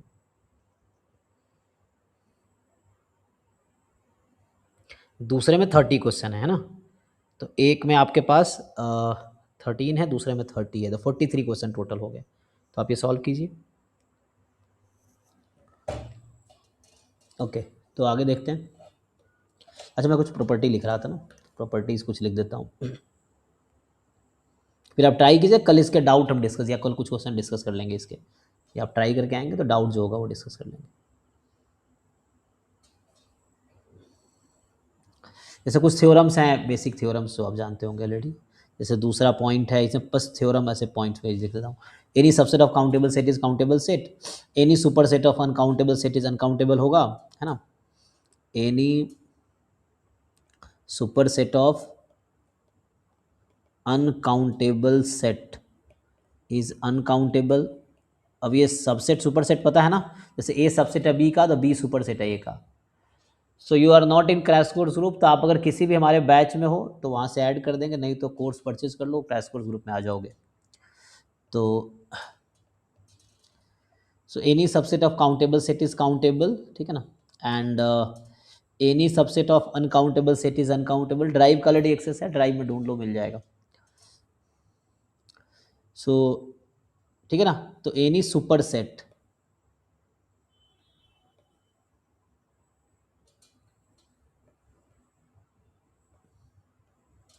Any super set of uncountable set is uncountable. और क्या है, countable union of countable set is countable. अब इसी बेस पे क्वेश्चंस बनते हैं, ठीक है ना। Countable union of countable set is countable,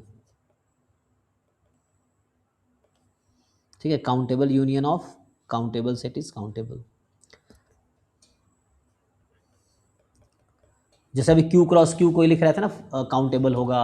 even Z cross Q भी काउंटेबल होगा, जेड क्रॉस जेड भी काउंटेबल होगा। अब 10 बार कार्टेशियन प्रोडक्ट लो तब भी काउंटेबल रहेगा। तो उसकी वजह ये है कि finite product of countable set is countable, है ना।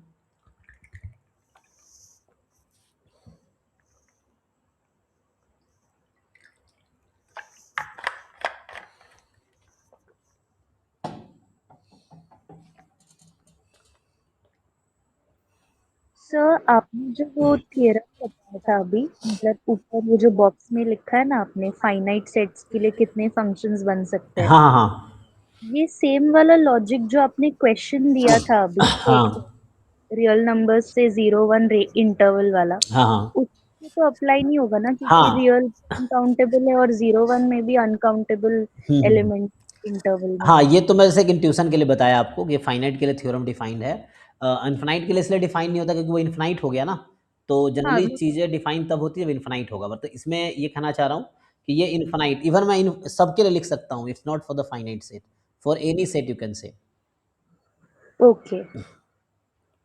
एंड आपने आई थिंक लेक्चर की इनिशियली भी एक बार बोला था कहीं पे कि डोमेन अगर अनकाउंटेबल हो जाए तो फिर तो वैसे भी वो फंक्शन अनकाउंटेबली कहलाएगा ना, मतलब। हाँ, क्योंकि फंक्शन, जी, फंक्शन का मतलब ये होता है कि डोमेन के हर एलिमेंट कहीं ना कहीं मैप्ड होंगे, है ना, मैप होना ही पड़ेगा। हम्म। तो अगर डोमेन अनकाउंटेबल हो गया तो you will have uncountable functions, you can say, या। Okay, alright sir, thank you. तो मेनली जैसे ये टर्म इन्फिनाइट हो जाएगी अगर कोई एक इन्फिनाइट हुआ तो इसलिए हमने फाइनाइट लिखा था, बट ठीक है चलेगा। Finite product of countable set is countable, मतलब ए बी सी मान लीजिए काउंटेबल है तो ए क्रॉस बी क्रॉस सी भी काउंटेबल होगा, ऐसा कार्टेशियन प्रोडक्ट ना। एंड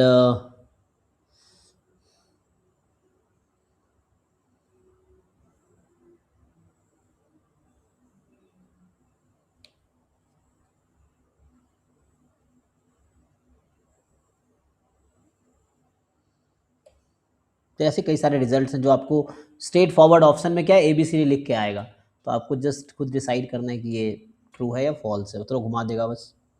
जैसे set of all finite subset of a countable set, so set of all finite subsets, तो हम लोग सेट ऑफ सबसेट्स बना रहे हैं, set of all finite subsets of a countable set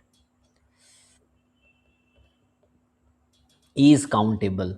अभी आपने क्या देखा था वहां पे कि काउंटेबल सेट का जो पावर सेट था दैट वाज अनकाउंटेबल। अभी कुछ देर पहले लिखा था कि जो काउंटेबल सेट, मतलब स्पेशली काउंटेबली इन्फिनाइट सेट जो है, तो काउंटेबली इन्फिनाइट सेट का जो पावर सेट है वो अनकाउंटेबल होगा।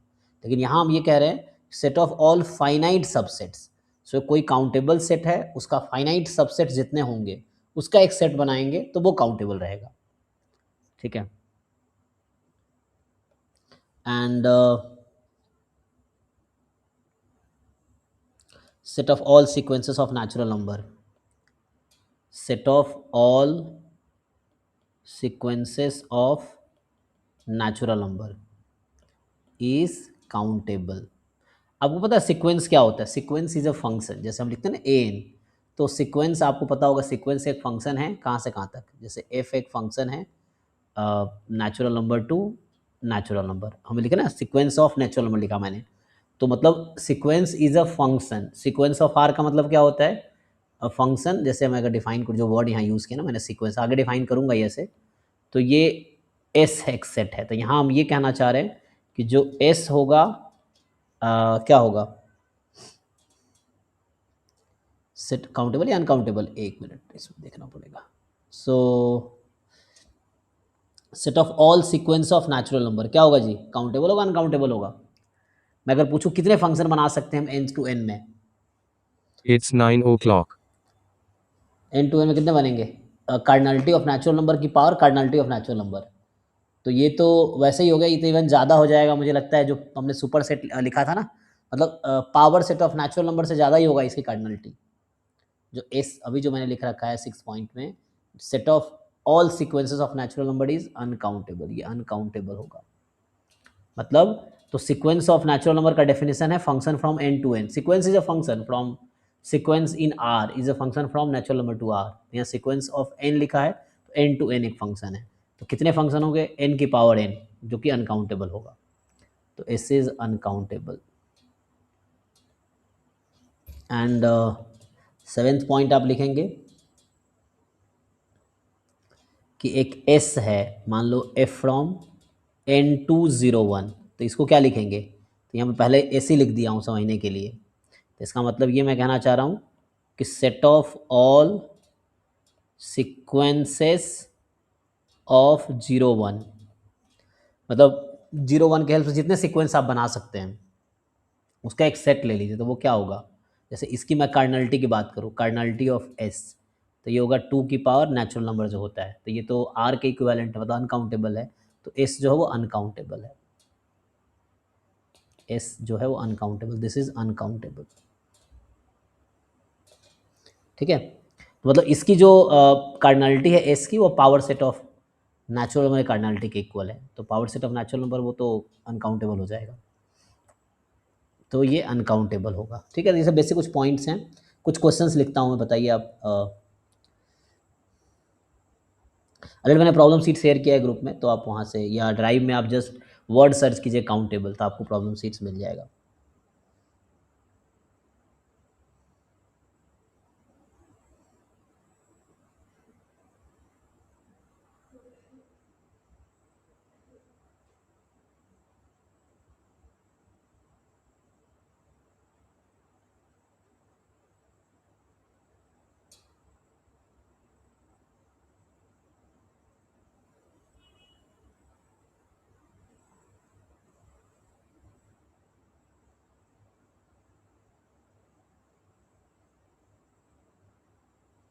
जैसे मैं एक क्वेश्चन लिखता हूँ जस्ट अभी के लिए, फिर आगे बढ़ते हैं। ये चार हो गया ना, पांचवा क्वेश्चन देखिए। सो क्वेश्चन नंबर जो 5 है वो ये कह रहा है कि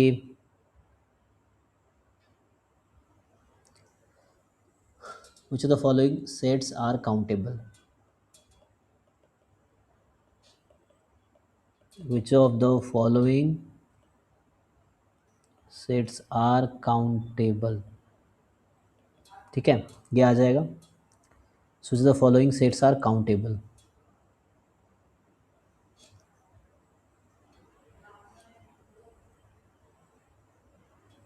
जैसे ए ऑप्शन है आपके पास, set of real number minus rationals, तो ये तो वैसे ही हो गया ना। फिर जो बी ऑप्शन है, set of all circle, the set of all circles in a plane, मतलब एक्स वाई प्लेन ले लो, in a plane with radius, with rational number जो होगा वो रेडियस होगा, rational radius and rational centre. ठीक है, सेंटर कोऑर्डिनेट्स। फिर सी है, स्टेटमेंट है the set of all functions f from rational number to natural number,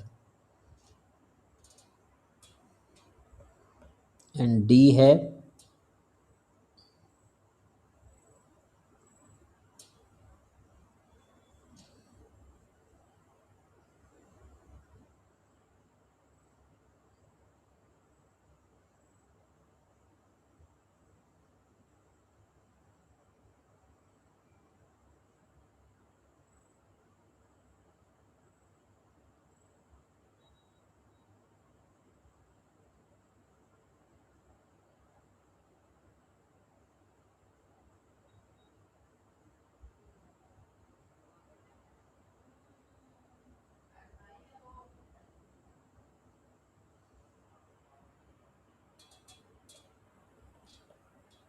power set of, है ना,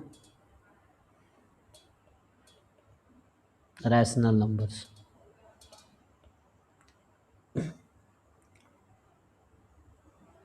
ठीक है ना।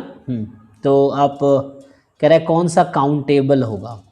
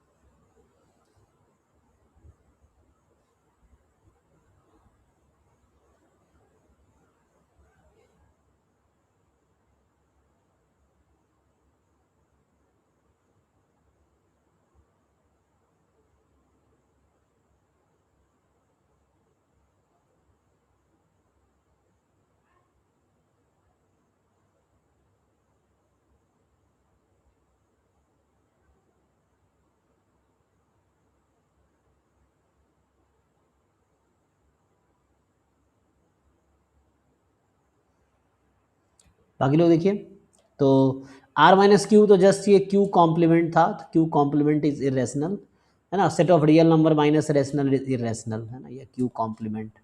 तो ये सेट ऑफ इरेशनल्स हैं, ये अनकाउंटेबल है। सेट ऑफ ऑल फंक्शन, तो ये हो जाएगा सेट नेचुरल नंबर की पावर क्यू, तो एलिफ नॉट की पावर एलिफ नॉट, ये अनकाउंटेबल हो जाएगा। ठीक है। And power set of rational number countably infinite set है, तो पावर सेट इसका तो बचेगा सिर्फ बी ऑप्शन। ठीक है, देख लो। बी या सी, अच्छा बी, सी आपको क्यों लग रहा है कि काउंटेबल है? इसकी कार्डिनलिटी क्या होगी इस फंक्शन की? नेचुरल नंबर की पावर रैशनल नंबर, है ना, और नेचुरल नंबर तो काउंटेबल सेट है, उसकी पावर रैशनल नंबर भी काउंटेबल है, तो एलिफ नॉट की पावर अलिफ नॉट, तो इस जो power set of natural number से भी ज़्यादा होगा, है ना। दिस सेट, ये जो सेट होगा इसकी cardinality power set of natural number से भी ज़्यादा होगा, और हमने कहा super set of uncountable set is uncountable, तो power set of natural number uncountable है, तो इसकी cardinality power set of natural number से भी ज़्यादा होगा। और यहाँ क्या है, set of all circle with plane with rational radius, तो रेशनल नंबर्स काउंटेबली इनफाइनाइट है, मतलब काउंटेबल सेट है, और आपके पास जो सेंटर है वो भी काउंटेबल सेट है। तो आप अगर ज़्यादा ज़्यादा 3 पॉइंट मान लो, तो रेडियस एक हो गया और 2 सेंटर हो गया, सेंटर के 2 कोऑर्डिनेट होते हैं ना, तो Q cross Q cross Q ले लो, तो Q cross Q cross Q is a countable set because Q is countable, finite product of countable set is countable. तो इसको आप ऐसा सोच सकते हो, क्यू क्रॉस क्यू टाइप का, एक सेंटर के लिए और 2 रेडियस के लिए, मतलब एक रेडियस के लिए 2 पॉइंट सेंटर के लिए, तो ऐसा चल जाएगा। तो बी ओके। तो इस टाइप से बहुत सारे क्वेश्चंस हमने 43 क्वेश्चंस आपको शेयर किए हैं, you solve it and then discuss tomorrow. अभी मैं थ्योरी आगे बढ़ाता हूँ, ठीक है। तो अभी बस हमने इतना डिस्कस किया है, ठीक है, क्योंकि ये वैसा था। अब आते हैं सीक्वेंस ऑफ रियल नंबर पे, convergence of sequences, then bounded sequence, monotonic sequence, Cauchy criteria, okay. तभी हम सीक्वेंस ऑफ रियल नंबर भी आपसे पूछ ही रहे थे, है ना। तो जैसे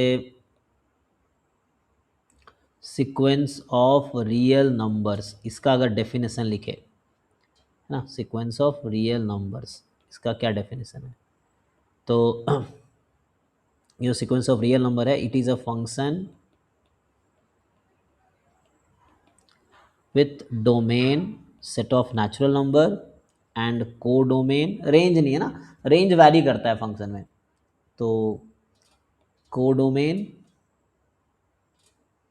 सो it is a function with domain set of natural number and codomain आ जाएगा आपके पास सेट ऑफ रियल नंबर, है ना। सो दैट इज, दूसरे वर्ड में बोले तो a function F with domain natural number codomain this defined as F N is equal to A N, है ना। तो यहाँ पे आप ऐसा लिखते हैं ना इसको, A1 A2 A3, ऐसा ये सीक्वेंस को लिखते हैं आप। सेट में क्या है, ऑर्डर इंपॉर्टेंट नहीं होता, यहाँ ऑर्डर इंपॉर्टेंट होता है, तो set and sequence are two different thing, ठीक है। सेट में एलिमेंट्स का ऑर्डर इंपॉर्टेंट नहीं है, बट यहाँ तो ऑर्डर इंपॉर्टेंट होते हैं ना सीक्वेंस में। So this for all n belongs to natural, तो if you write it carefully, तो 1 का मैप A1 है ना, आप ऐसे समझिए कि यहाँ सेट ऑफ नेचुरल नंबर है ना। तो 1 2 3 4 5, तो 1 को आप लेवल कर रहे हैं A1 के साथ, 2 को A2 के साथ, 3 को A3 के साथ, 4 को A4 के साथ, है ना। अब ये इसका मैं बोल रहा हूँ, जैसे अभी R है, तो कुछ इसका रेंज होगा इसमें से, सेम भी हो सकता है, मैं ऐसा नहीं कह रहा हूँ कि सब डिफरेंट ही होंगे, समझाने के लिए लिख रहा हूँ, हो सकता है 1 2 का ही में सेम हो, ऐसा हो सकता है, ठीक है। तो वैसा, तो इस तरह से सीक्वेंस है, वी राइट इट एज, हाँ, तो वी राइट सीक्वेंस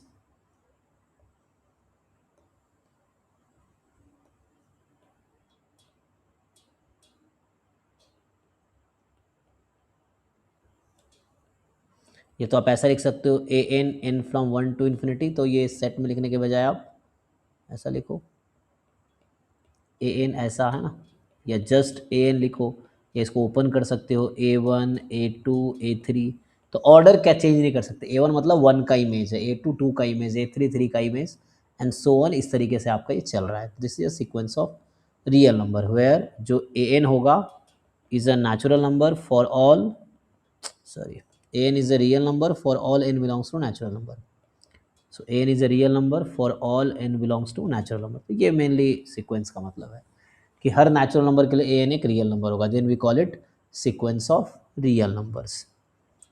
तो मैथमेटिकली ये फंक्शन है जिसका डोमेन नेचुरल नंबर है, कोडोमेन रियल नंबर है ना, दिस यू नो। तो ये इसका जनरल नोटेशन है, A1 जिसको हम फर्स्ट टर्म बोलते हैं, A2 second term, third term, fourth term, and, है ना। So an we call nth term of sequence, ठीक है। तो ये एक जस्ट एक nth टर्म के लिए आप an यूज़ करते हैं, nth term of the sequence. So अब इसके कन्वर्जेंस की बात करनी है।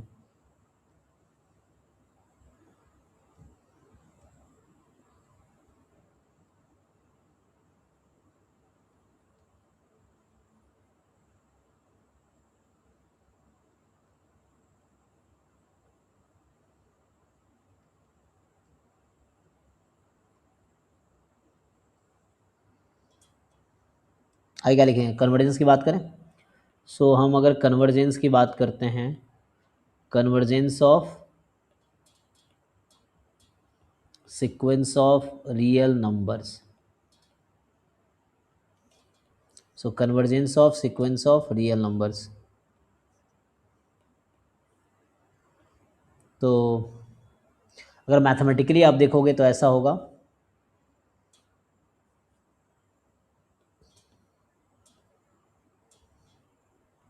a sequence of real number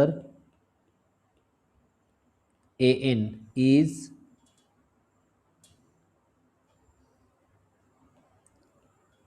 said to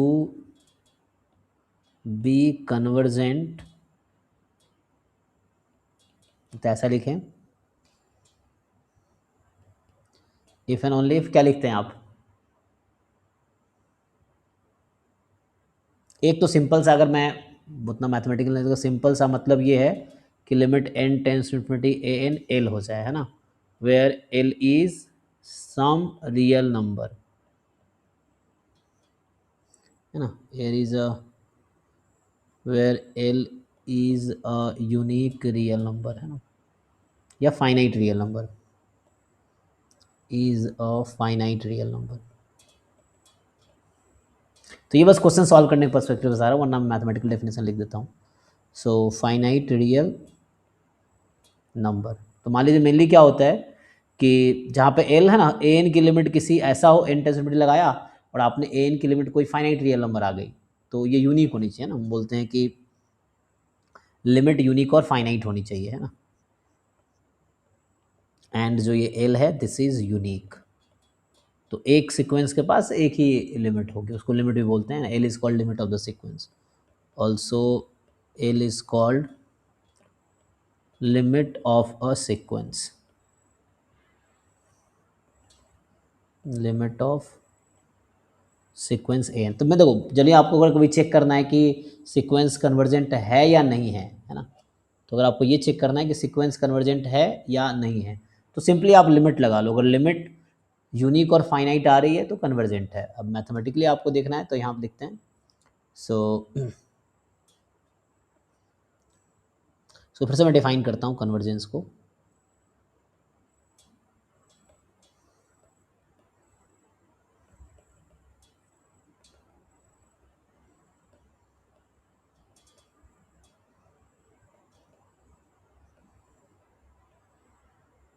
भाई कुछ क्वेरी हो किसी को तो पूछ सकते हो आप, है ना। तो इसमें सिंपल है कि let A N be a sequence, L be a real number, पहले हमने इंट्रोड्यूस कर दिया। सो ये जो सीक्वेंस है A N converges to real number L if and only if, so sequence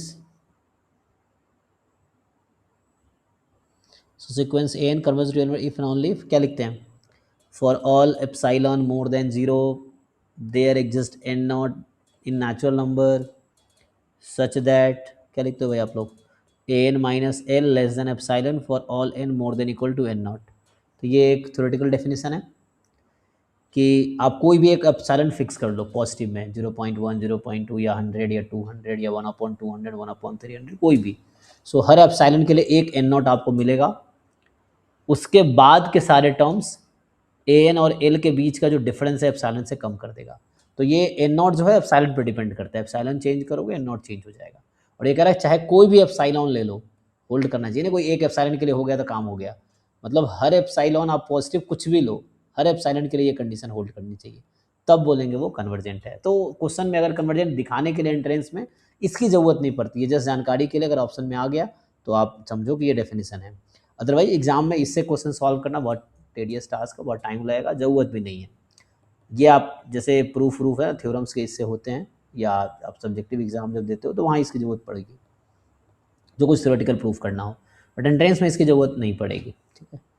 तो अब याद रखना है कि ये डेफिनेशन है कि for all epsilon more than zero या for each epsilon more than zero there exist N not, जो कि नेचुरल नंबर होगा इस तरीके से कि ए एन और एल के बीच का जो डिफरेंस है वो एप्सिलॉन से कम हो जाएगा। इसको हम बोलते हैं कि A N lies in epsilon neighbourhood of limit L. मतलब कुछ टर्म के बाद एन नॉट एक नंबर है, मान लो एन नॉट की वैल्यू 1 करोड़ है, तो 1 करोड़ टर्म्स के को छोड़ दो तो उसके बाद के जितने टर्म्स होंगे वो सब एल के नेबरहुड में आ जाएगा। इसको फर्दर अगर खोलोगे ना आप तो A N minus L less than epsilon, है ना। तो यहाँ से क्या आता है, इससे आप पता चलेगा A N belongs to L minus epsilon to L plus epsilon, तो इसको बोलते हैं नेबरहुड ऑफ लिमिट एल, है ना। सो ए एन जो है ये for all N more than equal to N not होगा। तो एन नॉट टर्म्स के बाद क्या होगा, ए एन जो है एल नंबर के नेबरहुड में आ जाएगा, और नेबरहुड यहाँ पे इंटरवल है actually, L minus epsilon to L plus epsilon. तो इस तरह का डेफिनेशन है कन्वर्जेंस का। तो मेनली इसमें क्या है, कई बार लिमिट निकालना आता है आपको, है ना। So you have to find the limit actually, कि आप लिमिट कैसे निकालोगे सीक्वेंस का, यही है मेन।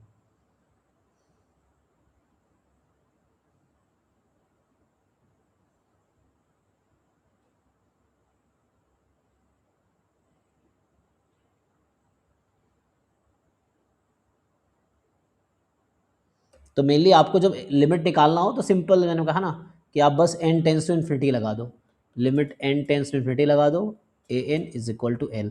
तो इसका डेफिनेशन भी वही है एक्चुअली, है ना। इसका डेफिनेशन कोई पूछता है क्या होगा, तो if and only for all epsilon more than 0 there exist n not belongs to natural number such that कि ए एन और एल के बीच का जो डिफरेंस है वो एप्सिलॉन से कम हो जाएगी फॉर ऑल। तो ये इसका लिमिट का भी डेफिनेशन यही है, कन्वर्जेंस का भी डेफिनेशन यही है कि लिमिट एग्जिस्ट करती है तो कन्वर्जेंट है, लिमिट एग्जिस्ट नहीं करती है तो कन्वर्जेंट नहीं है, वैसा। ठीक है। सो अब कन्वर्जेंट होने के लिए, है ना, मान लो ऐसा होता है कि if no such L exist, ऐसी कोई लिमिट एग्जिस्ट ही नहीं करती है, देन तो ये जो होगा आपका ए एन है, दिस इज़ डाइवर्जेंट सीक्वेंस, तो इसको बोलते हैं डाइवर्जेंट सीक्वेंस होगा। तो मैं दो कैटेगरी में रख रहा हूँ, कन्वर्जेंट डाइवर्जेंट। जो ओसिलेटरी है वो भी डाइवर्जेंस में ही जाएगा, ठीक है। So oscillatory sequences are also divergent sequence. जैसे मैं एग्जांपल की बात करूँ, मान लीजिए आपसे पूछूँ कौन कौन सा कन्वर्जेंट है कौन सा डाइवर्जेंट है, जस्ट बेसिक अंडरस्टैंडिंग के लिए। तो आपको सब में लिमिट लगाना है, ठीक है ना। जैसे मैं अगर इसको इसी पॉइंट को रिपीट करूँ तो हम ये कहते हैं कि A N is convergent if and only if limit n tends to infinity a n exist and finite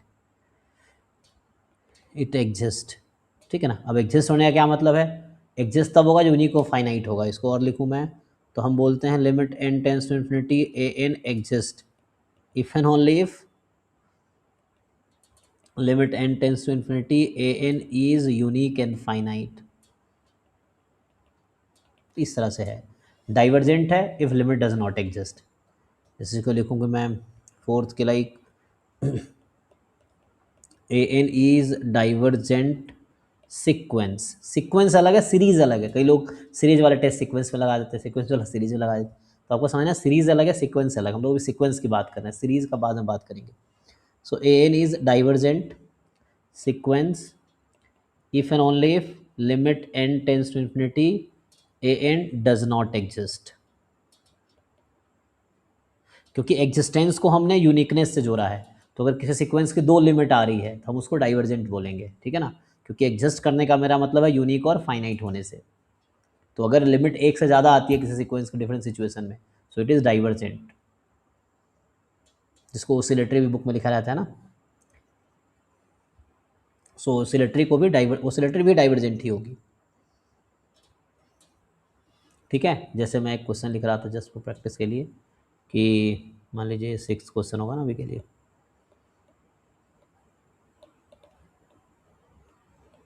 Which of the following sequence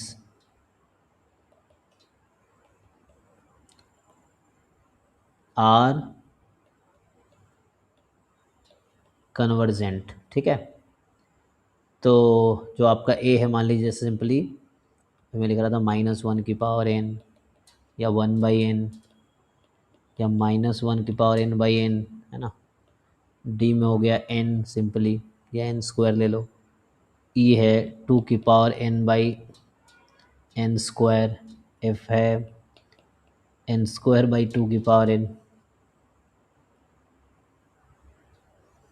जी है मान लीजिए 1 + 1/2 + 1/3 अप टू 1/n। एच है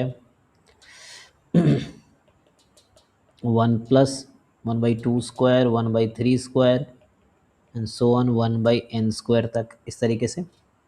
सो A B C D E F G H, है ना।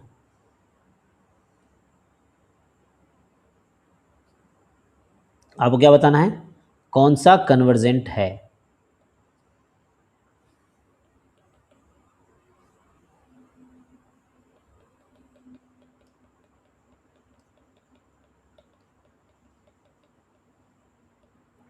इस तरीके से है।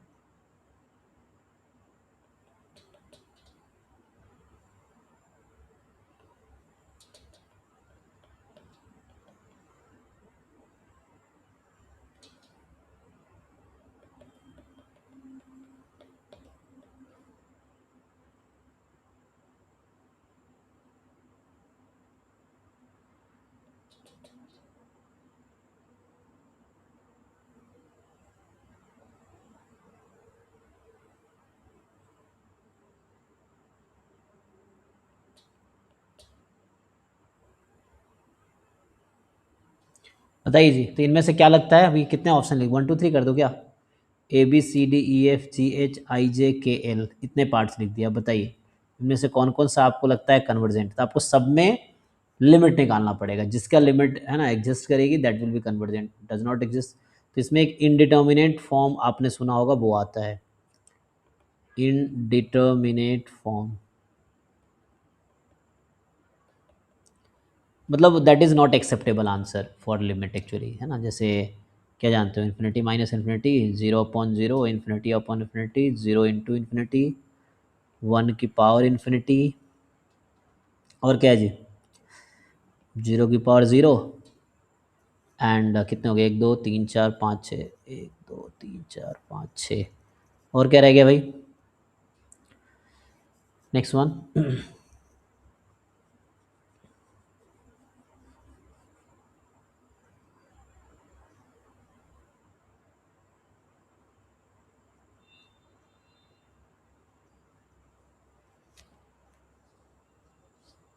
फर्स्ट वाला तो सर ऑसिलेटिंग सीक्वेंस कहलाता है ना? ओके,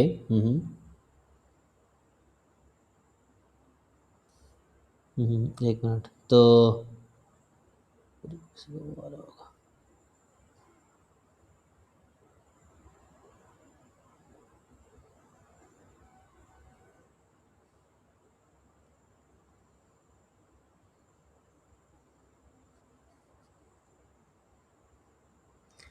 हाँ, ओसिलेटिंग हमने दो ही कैटेगरी रखा है, कन्वर्जेंस या डाइवर्जेंट। ओसिलेटिंग मतलब डाइवर्जेंट, ठीक है ना, तो ओसिलेटिंग भी डाइवर्जेंट होगा ये। ओके। हम्म।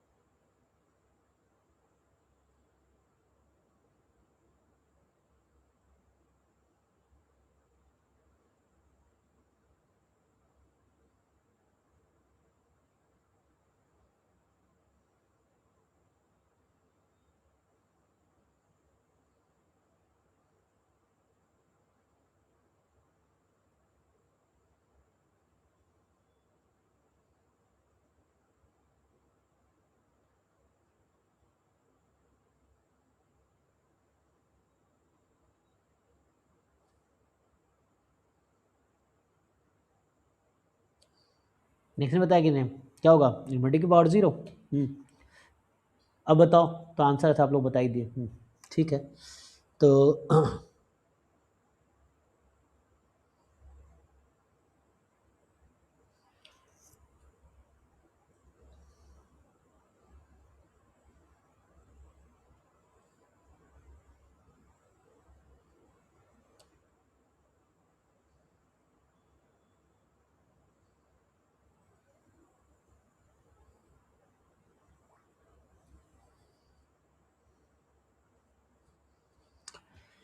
तो जैसे बताया ना, लिमिट से आपको मुझे देखना है लिमिट किसकी एग्जिस्ट करेगी। तो पहले की लिमिट एग्जिस्ट नहीं करेगी, दूसरे का एग्जिस्ट करेगी, 0 आ जाएगा, तीसरे का एग्जिस्ट करेगा, फोर्थ का नहीं, फिफ्थ में क्या होगा, ई वाले में कि डोमिनेटिंग कौन सा है, ये इन्फिनिटी की तरफ हो जाएगा ना, एल हॉपिटल लगाओगे तो इसकी लिमिट एग्जिस्ट करेगी, इसकी लिमिट एग्जिस्ट नहीं करेगी, इसकी लिमिट एग्जिस्ट करेगी, इस वाले की लिमिट इन्फिनिटी आएगी। अगर आपको पता हो जस्ट हाइपर क्या ये हार्मोनिक सीरीज़ है ना, तो ये है इसका पाई स्क्वायर बाई 6 आता है इसकी लिमिट। ये सब कुछ नॉन रूल्स है या फार्मूला है। ये भी कन्वर्जेंट होगी। इसमें बाहर निकालोगे क्या 3 की पावर n तो 3 आ जाएगा, देन ये 0 हो जाएगा पॉइंट, ठीक है ये कन्वर्जेंट होगी, ये भी कन्वर्जेंट होगी, ये डाइवर्जेंट होगी। देख लीजिए कहीं किसी पार्ट में डाउट हो तो बताइए। जो टिक किया मतलब वो कन्वर्जेंट है। And these are not acceptable limits इसलिए लिखा था। सो कल कंटिन्यू करेंगे डिटेल में और थोड़ा आगे कंटिन्यू है ना। तो अभी हमने जस्ट स्टार्ट किया सीक्वेंस ऑफ रियल नंबर क्या होता है, और हमने शुरू में finite set, countable set, uncountable set और उस पर कुछ प्रॉपर्टीज़ देखा है। ठीक है जी, तो ओके है ना।